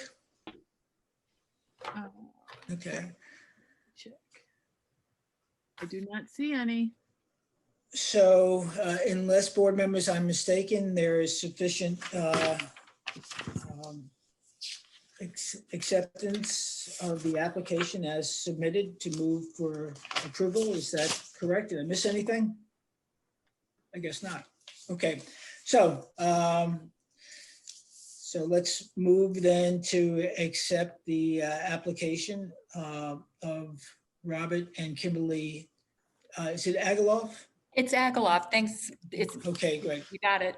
Thank you. At 55 Lee Avenue for second-story addition and alterations to the existing dwelling. Do I have a second on that? Second. Okay, and all those in favor? Aye. Aye. Any Aye. opposed? So that's unanimous. Bob and Kim, good luck. Thank you, Anastasios. Really appreciate it. Thank you so much. Thank you. Okay, good. Good luck with it all. Take care. Thank you. You too. Thanks. Okay. The 55 Old Town. no, yeah, the penultimate actual application. Okay, is Joseph and Philippa Colvin at 55 Old Town Crossing for a two-story addition to their dwelling. Okay. I'm bringing Philippa Colvin in. Okay.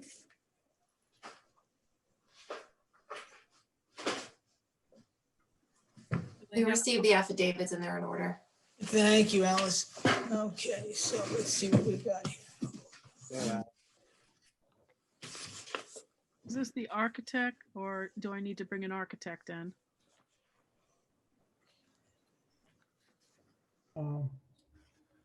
Unless it's a, Oh, here we go. Here we go. Teched in again. All right. I could have left him right in. There we go. All right. Oh, Anastasio, so you the architect for this as well? Oh, wait, he's muted. There we go. Hello? Yep, we got you. you're back. Okay.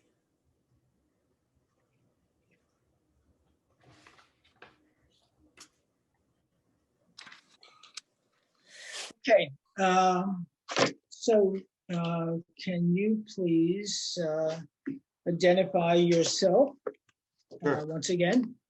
Yep.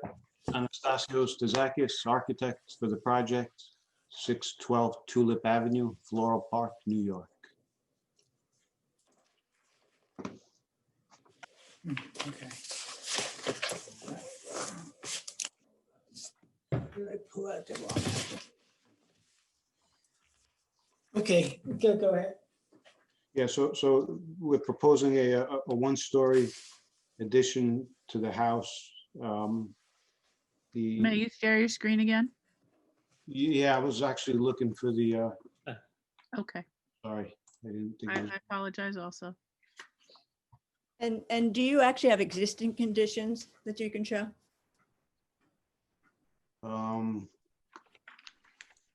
You know, whatever was submitted.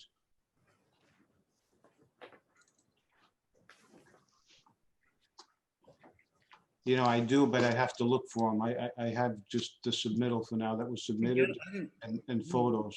I mean, we don't have existing drawings, but maybe we have photos. Couldn't find any. Yeah, I did submit photos and I have them too. I'd have to dig for the drawings.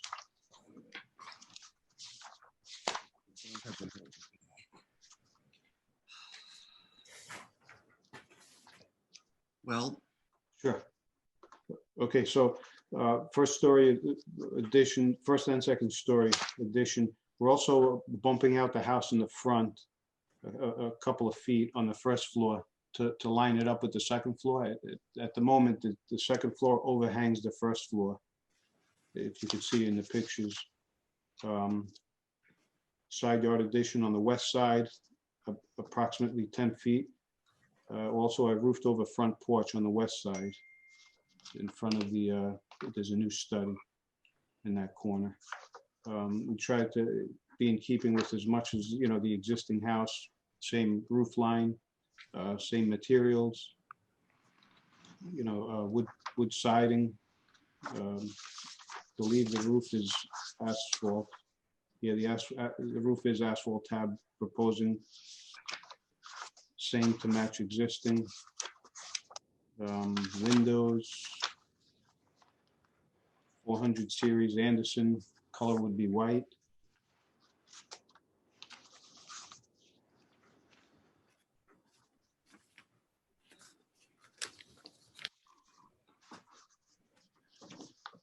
Well, I'll start. This happens to be one of the most charming houses on the street in Old Town Crossing. It's like in my view, a perfect post-war sort of Garrison-style colonial. And what's most lovely about it are the pair of the bay windows flanking the entrance. And you've obliterated them, which means I will never approve this, never vote to approve this. You've also destroyed the symmetry by that addition to the side, at least set it back so that the original volume of the building reads. Homicide. That Sarah coined in an earlier application. I have to agree with Peter. It's a shame that the symmetry of the original structure is destroyed in this design. I agree with Peter. Somehow setting that addition apart from the existing house might make the difference to at least show the presence of the original structure. I guess my thought is it would be preferable if you set the part back to the left-hand side where you're proposing the front porch, because then it would make the overhang make a little bit more sense and also preserve the original charm of the building. Right. Sarah, any comments from you? I concur. The idea of eliminating those two bays, I think is unacceptable. Anybody else? Okay. Anastasios, do you want to respond to that before we ask for public comment?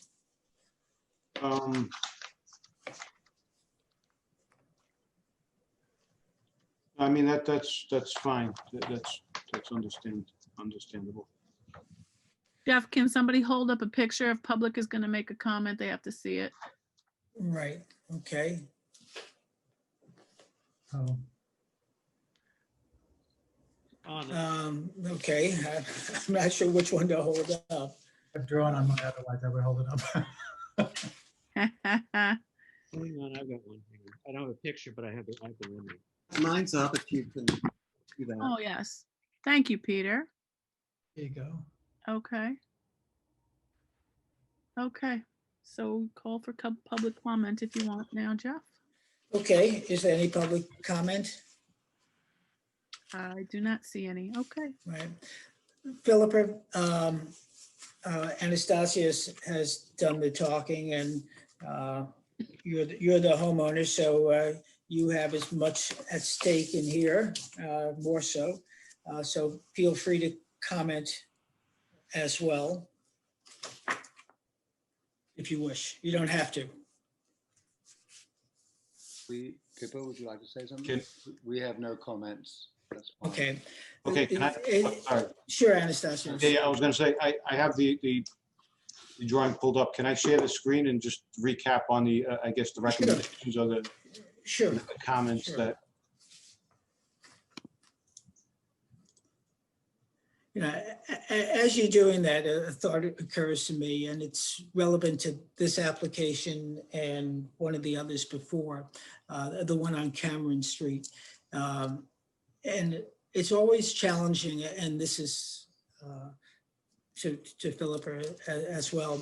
It's always charming. It's always, and Joseph and Philippa, it's always challenging when you buy a charming house to make changes and stay within that. So, you know, I know sometimes these reviews are difficult for the property owner, but you've got a charming house on a charming street, And hopefully through this process,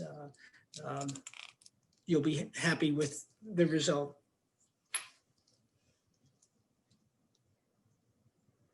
Go ahead, back to you, Anastasios. Yeah. So you have the drawing now. Can we just recap Sure. like, as far as like the recommendation, by the board? I understand, to keep as much as that existing elevation, the symmetry, the bay Mhm. windows. Mhm. So I guess the intent now is to like push back the addition, to set it back. So, the existing house is kind of just, dominates the front elevation. Mhm. That surely is one way and can be used very effectively to build towards the rear and maintain the front elevation. Other board members, any thoughts or comments about that? No, just Okay. set back, I think. Okay.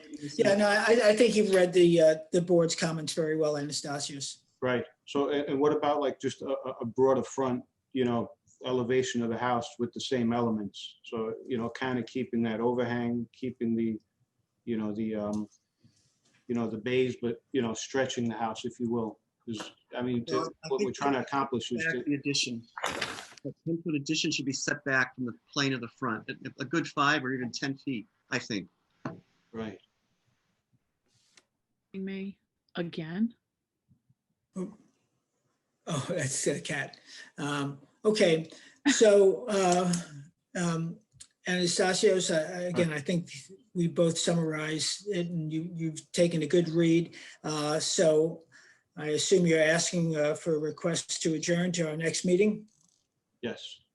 Okay. And so I move that we accept the applicant's request to adjourn to the next meeting. Do I have a second on that? Second. Okay, all in favor?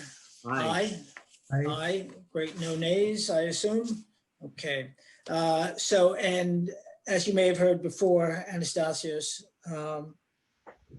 if you want to present at that next meeting, the designs and plans have to be to the building department by Thursday noon before that next meeting. Okay.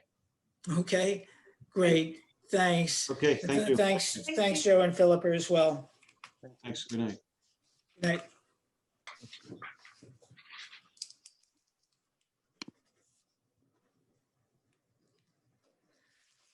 Okay.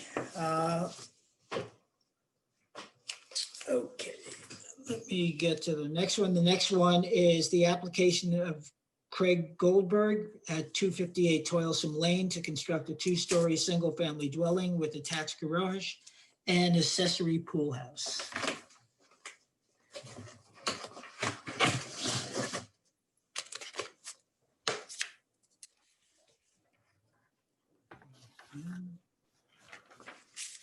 Yeah, show yourself.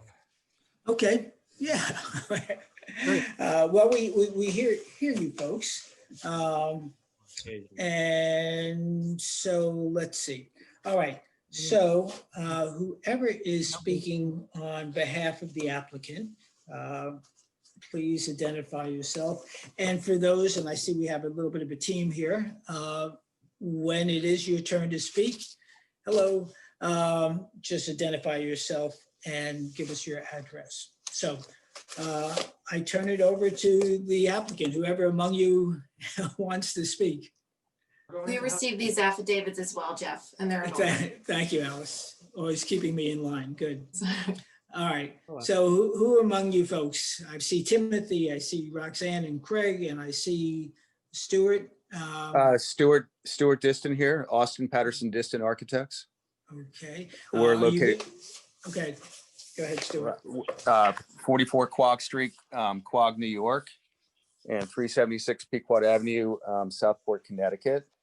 And I do have 2 other team members with me, Tim Ganettis, who will be doing the visuals, and Tiffany Burke, who is just listening on. And also the Goldbergs are present as well. Great. All right. Okay. Thank One you, question folks. for you Yes. is, I know it's a long night. Where would you like me to start? We had a previous application that was approved back in 1/22/20 or 1/22/20, yes. Do you want me to start there, or do you want me to start where we are? I tell you, it's not necessarily relevant to me. I don't know if it is to the other board members, although I was on the board at that time and Sarah was too. I quite honestly, let's go off what you have here. Board members, are you okay with that? Yes. Yes. Yeah. Okay, well, we're proposing a 2-story house. Well, first off, what's there is going to be demoed, right? What's there is going to be demolished. Right. It's So the past history, whatever approved, is irrelevant. Okay. Good. okay. We're proposing a 2-story house in a classical style with a garage appendage to the left side, and on the rear side is you can see the elevation that has an open porch and two sunrooms on each side. One services the kitchen, one services the family room. The garage setback from the street is let me see. Trying to get the dimensions here. Sorry, excuse me. 102 feet, Stuart. Thank you, Tim. It's 102 feet from the street. And what the square footage of the house approximately, Tim? The gross floor area of the house is 5,536, including the pool house. Okay. The siding of the house is going to be red cedar shingles with an Enviro bleach on it. The trim is going to be white. The roof shingles are going to be red cedar. And the trim material is going to be either mahogany or cedar. The windows are a black Colby window product with simulated divided lights.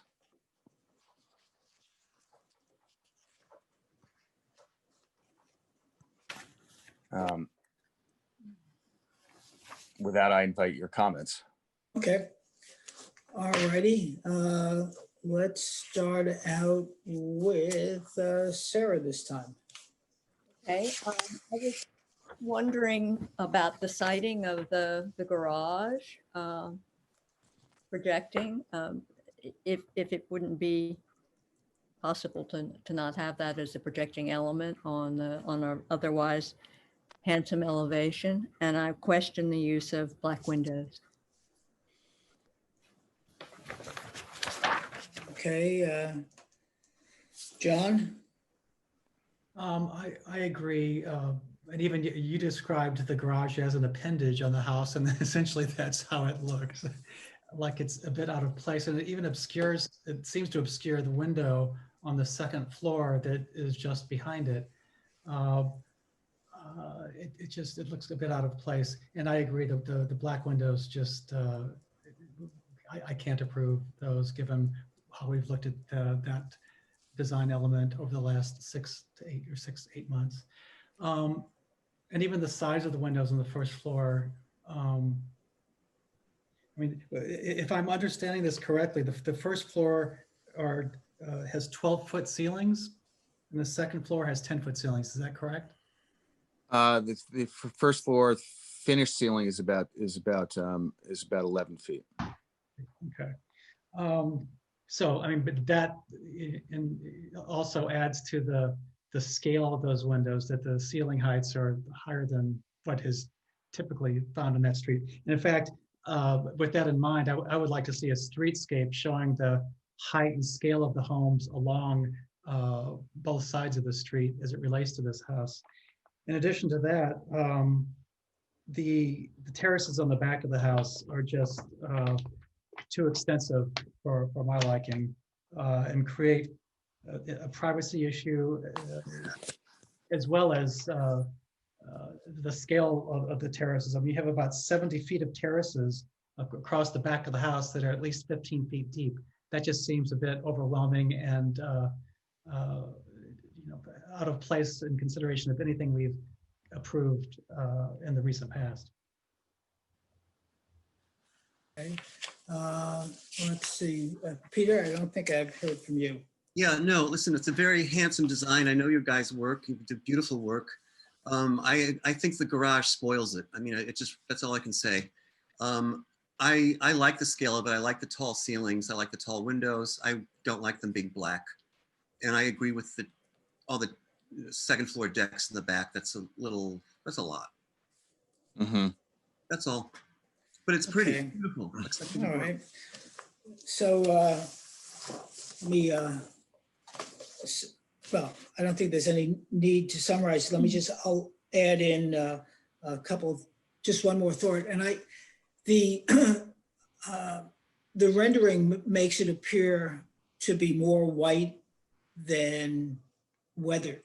Perhaps that's the rendering, but in addition to the streetscape that was requested by Mark, I'd like to see the actual finished shingles and siding and the material, because at least the way the rendering appears, it looks more white than, like I say, weathered, and that accentuates the black window trim, which is disharmonious to that street in general. I'm not saying that there aren't other houses like that in the village, but in this particular stretch, it appears to be disharmonious. And so if you could take that back and consider it, so I'll let you, Stuart, I'm sorry, did I miss anybody? Mark. I do have a comment. Because of those lots are a little narrow, I mean, they're big, but narrow at the same time, along that part of Toilsome, especially as they intersect some of the other properties. And because we have such high ceilings on the first floor, the opportunity for the balconies to become a sightline and privacy issue for the neighbors, I would like to understand the sideline interferences from those balconies to the neighbors. Yes, in fact, when I get to the public hearing part of it, there was a submission in regard to that. But let me allow Stuart to respond to the concerns we each have expressed. Yeah.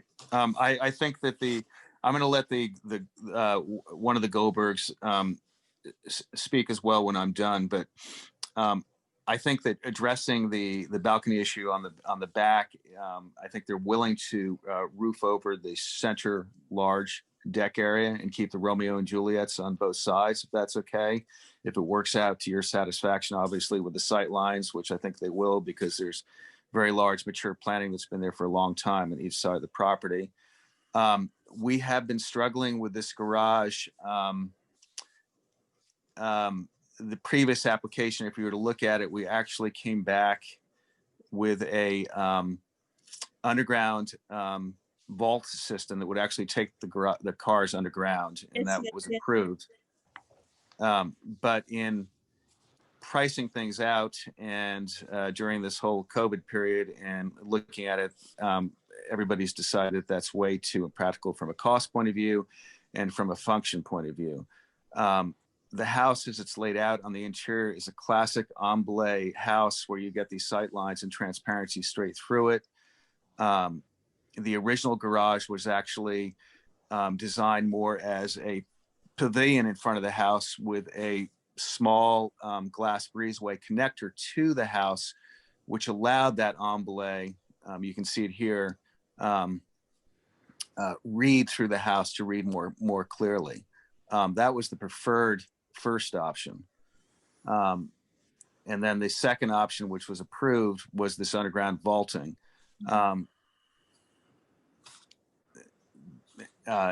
Which is the image that Tim just showed up there very quickly.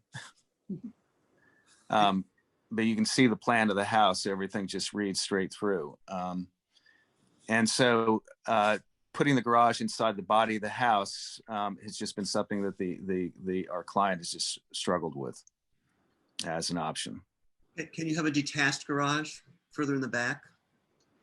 We've talked about that, but it really impedes where the pool goes too in doing that. I did bring that up with them. Well, you know, so there are choices. And so, I mean, I'm happy to hear the Goldbergs speak, but it's clear that the garage is problematic as it has been for you. So it's not a Hobson's choice where there is no choice. In this case, or seemingly no choice, there is a choice. And what I heard you saying, it's where you locate the pool.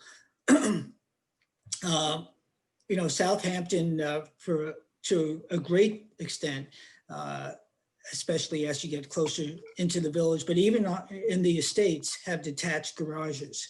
So I think, you know, that's something worth considering. You do have the property. It's those, you know, architecture, like so many things, is a balloon. You push on one end, another end pops out, and you have to address all of those.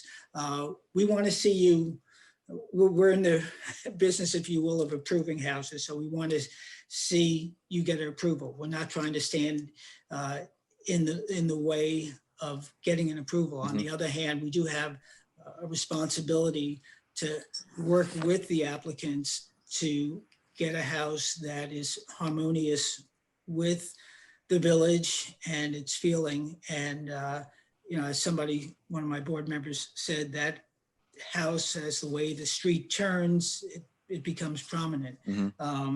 I will, and whether this is the appropriate time or not, there was a submission by a neighbor.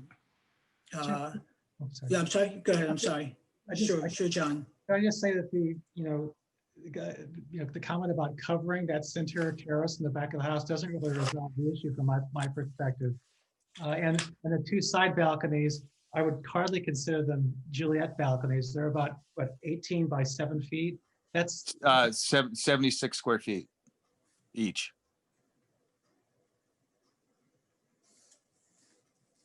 So it's 18 by, well, I have to think They're each about 76 square feet. I needed the dimensions to, you know, have a better view of that. So it's 18 by 4. The whole bay is 18, sorry. So the balcony is not 18 feet wide. The balcony is more narrow than the bay. Well, that's not about 12 by 6 feet. That's not how I'm seeing it on the plan anyway. I still think that the terraces are just overwhelming, so I'll leave it at that. Yeah. Well, I'd say even, I don't know how one defines a Juliet balcony, and we're not going to quibble about, but I think of a Juliet balcony, and having seen at least pictures of supposedly Juliet's balcony in Verona, it was more like 1.5 feet than in depth than 6 feet. But that's not the quibble. I did want to read, and for everybody's benefit, and the Goldbergs as well, I'm sorry, that one of the neighbors, and I'm going to screw up the name, Shazad Kayami, had addressed, and it's in the file, and it's addressed to the board. It's a full letter, but I'm just going to get to the gist of it, which is, my concern is with the second floor terrace, which will be overlooking, and by the way, they are at 35 Wyandanch Lane. Okay, and my concern is with the second floor terrace, which will be overlooking my pool area, my garden, and my house, and the attached drawings. Just trying to read through this.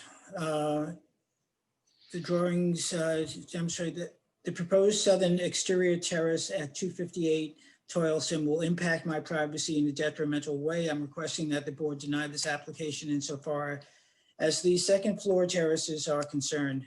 At the very least, they should be redesigned, moved, or curtailed. And then there was also a request for the planting of non-deciduous trees such as cypress and so on.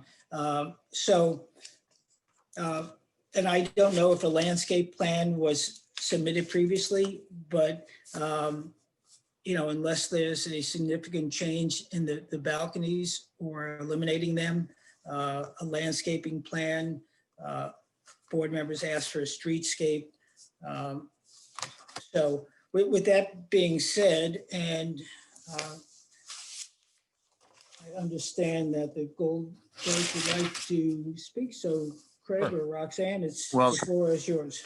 Yeah. Or Stuart, whomever. No, I think Craig Goldberg would like to speak on just the neighborhood. He's been looking at garages that are attached to the house, and also is very familiar with the house that's immediately behind him, which I believe is the person who just wrote the letter, which has enormous amount of balconies on it.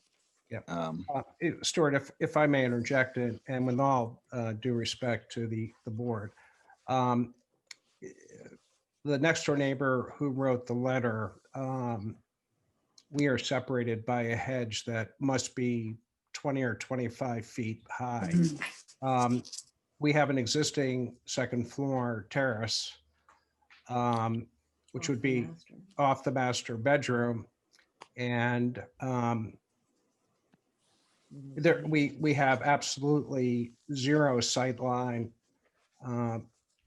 to her property. And with both of the proposed terraces on the site plan, we still wouldn't have any sight line.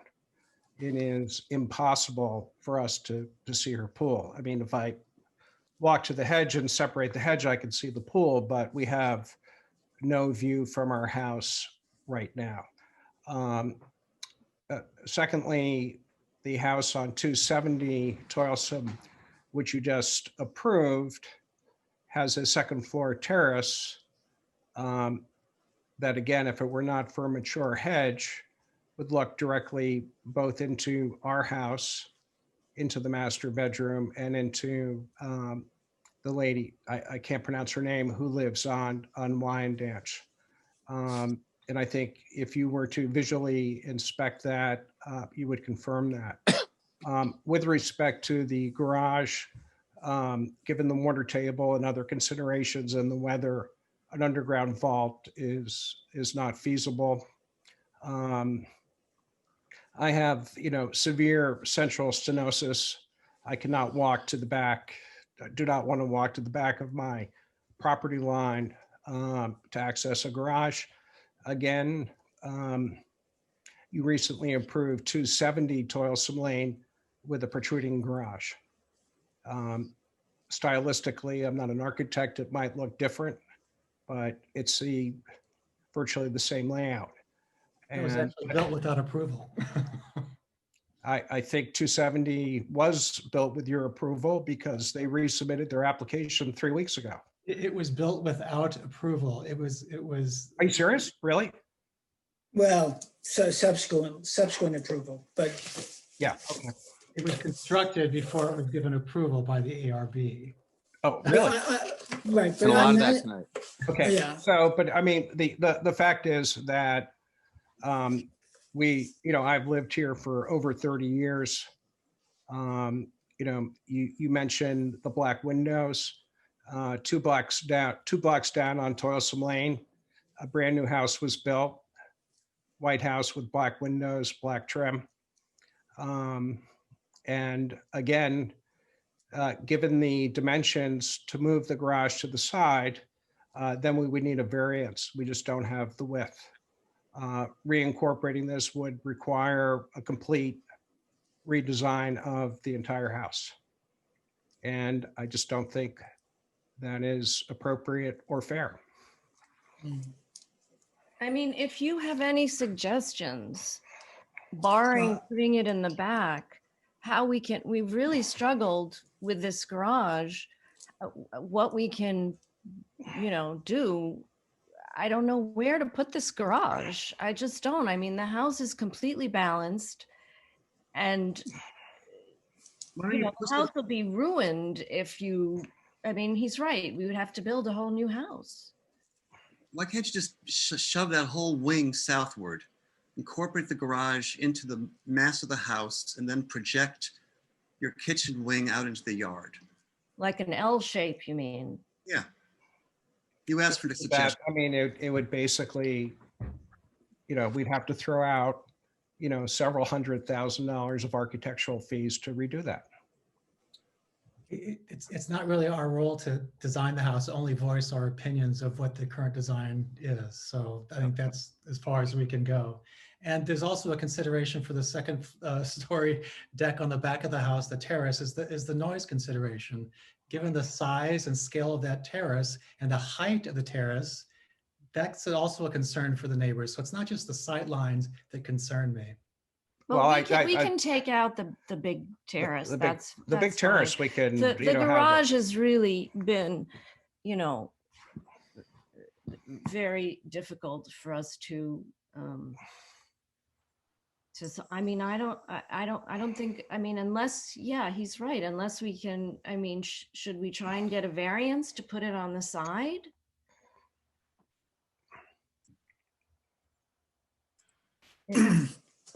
To push the entire house back, and that L would require, yeah, it would destroy the entire inside of the house in terms of what we've designed and balanced. No, I know it would change. Of course it would. I'm an architect. I do this, but it's like you push one thing and something else happens somewhere else. The foyer, if you're asking me to look at it, and we're not supposed to look at the inside, but your foyer is enormous. You could push some of the mudroom functions into the foyer. Then you could push the garage back a little. You could nudge it. You could massage the plan and make it work. I know you could. You have hired a very talented firm. They do beautiful work, and I know they could figure it out. Well, we've struggled this for a year. And I would just like to understand, you're saying that our next door neighbor has built that garage and second story terrace without proper approval? No.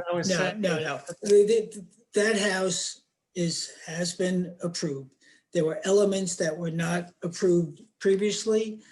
We've addressed that. The house exists as it exists. There was considerable discussion about the privacy issue. There were changes that were made, I believe.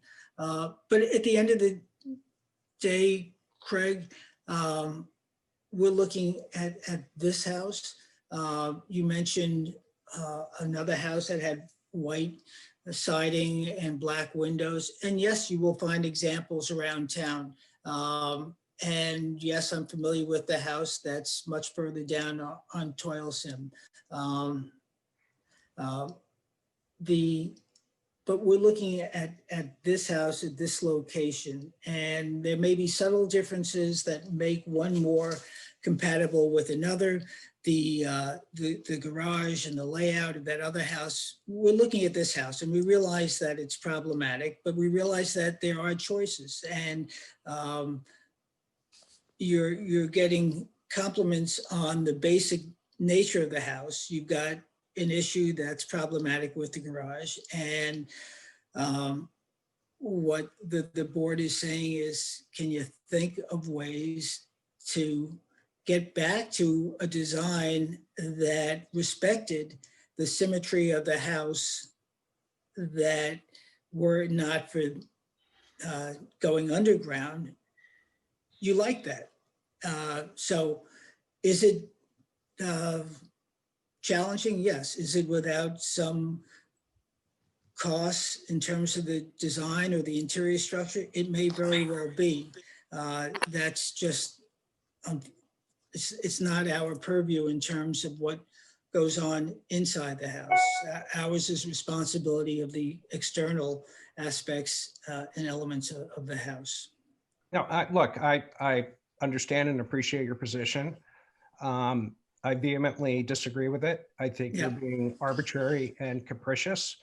I don't think so. I think our next door neighbor has done that and it's similar. And Right. we've spent a year trying to make this work. And given the Not to dimension. contradict Jeff, but the original plan for the house next door was not the house that was built. We approved that house after the fact. So There were elements, but I just want to focus on this house. I just want to focus on this house. correcting his thought process for the. Right. May I interject one thing? Let me just finish my thought. Sure. So what you've heard is far from arbitrary and is far from capricious. What you've heard is 5 people giving you and your wife and Stuart their judgment based on their assessment of the harmony and the design. And to the contrary of being arbitrary, this board said they liked very many of the elements. That's hardly arbitrary, and it's hardly capricious. We've spent the last 20 or 30 minutes talking about this house. There's nothing capricious about that. So if we're going to be accurate in our terminology, let's do so. I understand why you're saying that, but it's ill-founded. Craig, we want to work with you, and as Peter said, you've got a good design firm. Let's see what you come back with. Listen to what the board was saying. Come back with something that you think might address those concerns, and let's go from there. Well, I mean, so should I sue the village for the next door neighbor that now has a house that's out of code? If you'd like to, you may. Craig, Okay. Let's not go there. So folks, again, we want to see you build a house. We have a responsibility by the code, and there also is in the code a provision that if you think our judgment is less than what it should be or have an issue, there's an opportunity for redress. How you choose to pursue that, Craig, is yours to deal with. It's 11 o'clock at night. We've spent a good deal of time on this. We've given you our thoughts. You've got a good architect in Stuart, as the folks on this board said. If you wish to have us vote on it now, I don't think you'll get the votes necessary to get approval. And then it's your decision to do with that decision as you may. If you want Stuart to request an adjournment so you can rethink this, we're happy to spend more time with you 2 weeks from now. All right, again, I respect you and I don't mean to be disrespectful. This is just. I know you're not. This has been a year and a half project and it's extremely frustrating. I know there's a lot at stake here for you folks. Yes. May I ask one more question on a compromise? And I may be beating a dead horse here, but I feel I just should ask it anyway. Personally, I feel we were hitting the right note with our first version of the house where the garage was sitting in front, connected by a 6-foot by 10-foot glass breezeway to the front of the house where the garage was more like a freestanding pavilion in front of the house. I think we hit the wrong note in terms of the size of the garage. I think if we scaled that down to the minimum size that can fit 2 cars, that it would be much more delicate and kept it lower. And if you were to look at the angle of that garage connecting to the house, you would see that it looks almost detached, even though it's not. That might well work. Excuse me? That might well work. Okay, I'd like to try coming back with that. Good. Okay. And when you do, there was a request to add to the file a streetscape, and given concern about the balcony, look, you may address that if you're insistent upon keeping it. We'll see what the board thinks of it at that point, but a landscaping plan would make sense if you, in cases in the past, visualizations or schematics with perspectives and line of sight to the adjacent property would be helpful as well. Okay. Should you decide to keep the balconies as they are.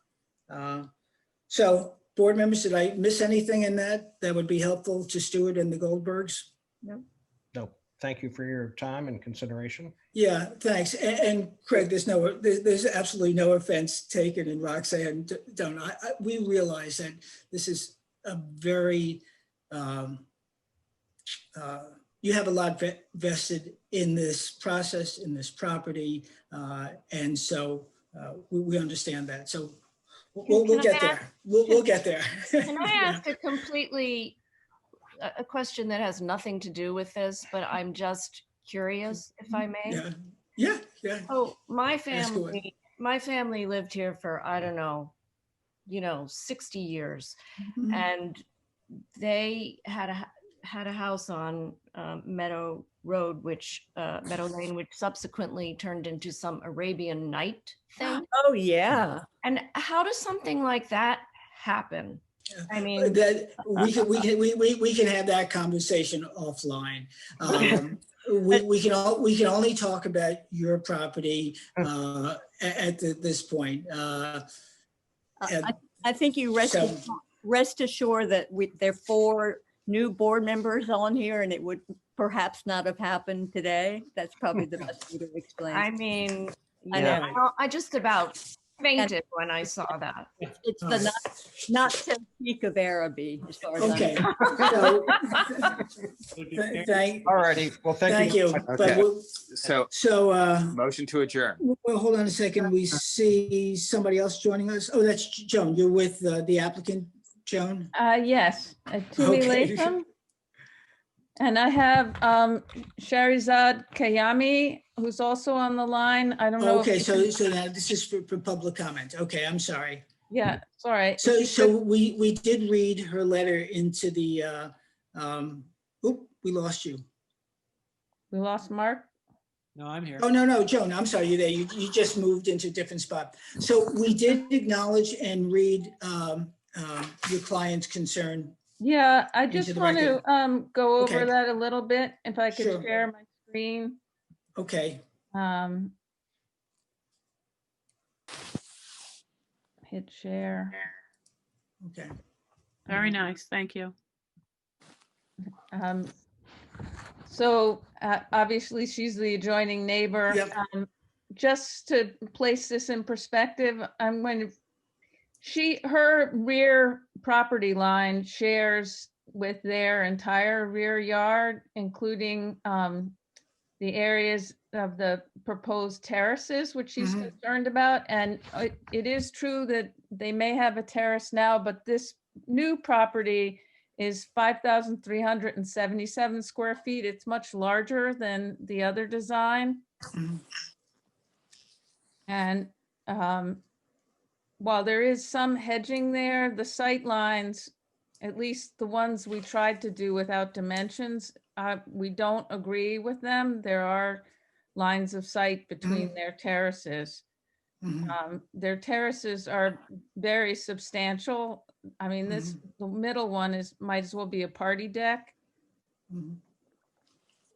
We don't mind removing the middle one, so that's fine. Okay. Well, there's also the one on the side, which is very close to her property. It's less than 38 feet. And I have Miss Kayami on the phone, as well as Siu Lucy Liu. I don't know if they're on the phone or not. Okay. But basically, we wanted to get sightline studies and a sun study, possibly, because we retract the idea that maybe cypresses would be the answer, because then it may leave her pool in shade.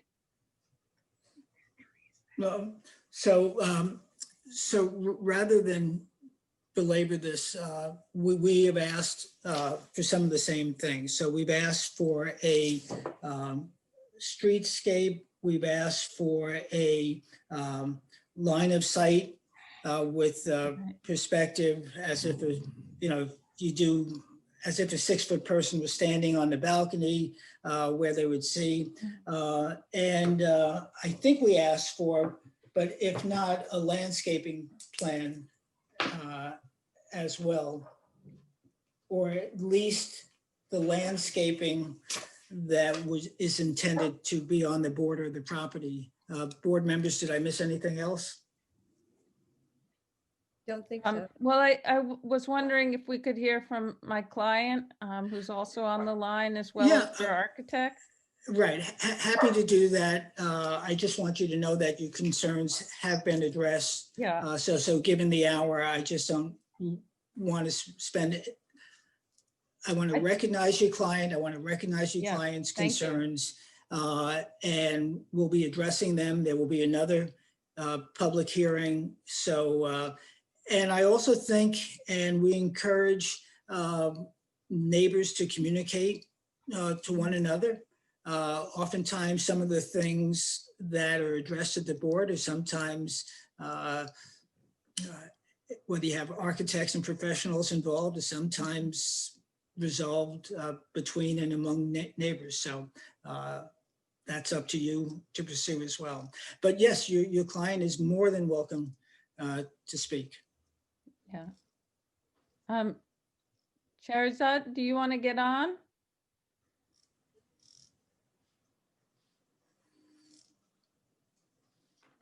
Sherazad? I think you have to unmute and raise your hand. Let's see. Well, let me see if Lucy. I'm bringing him in. Okay. Okay. Her. Right. Them, actually. Okay.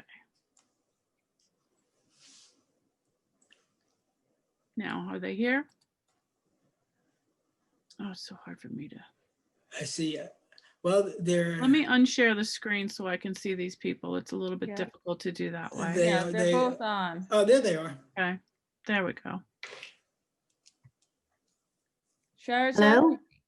Hello? Hi. Hi. So I know it's very late and I.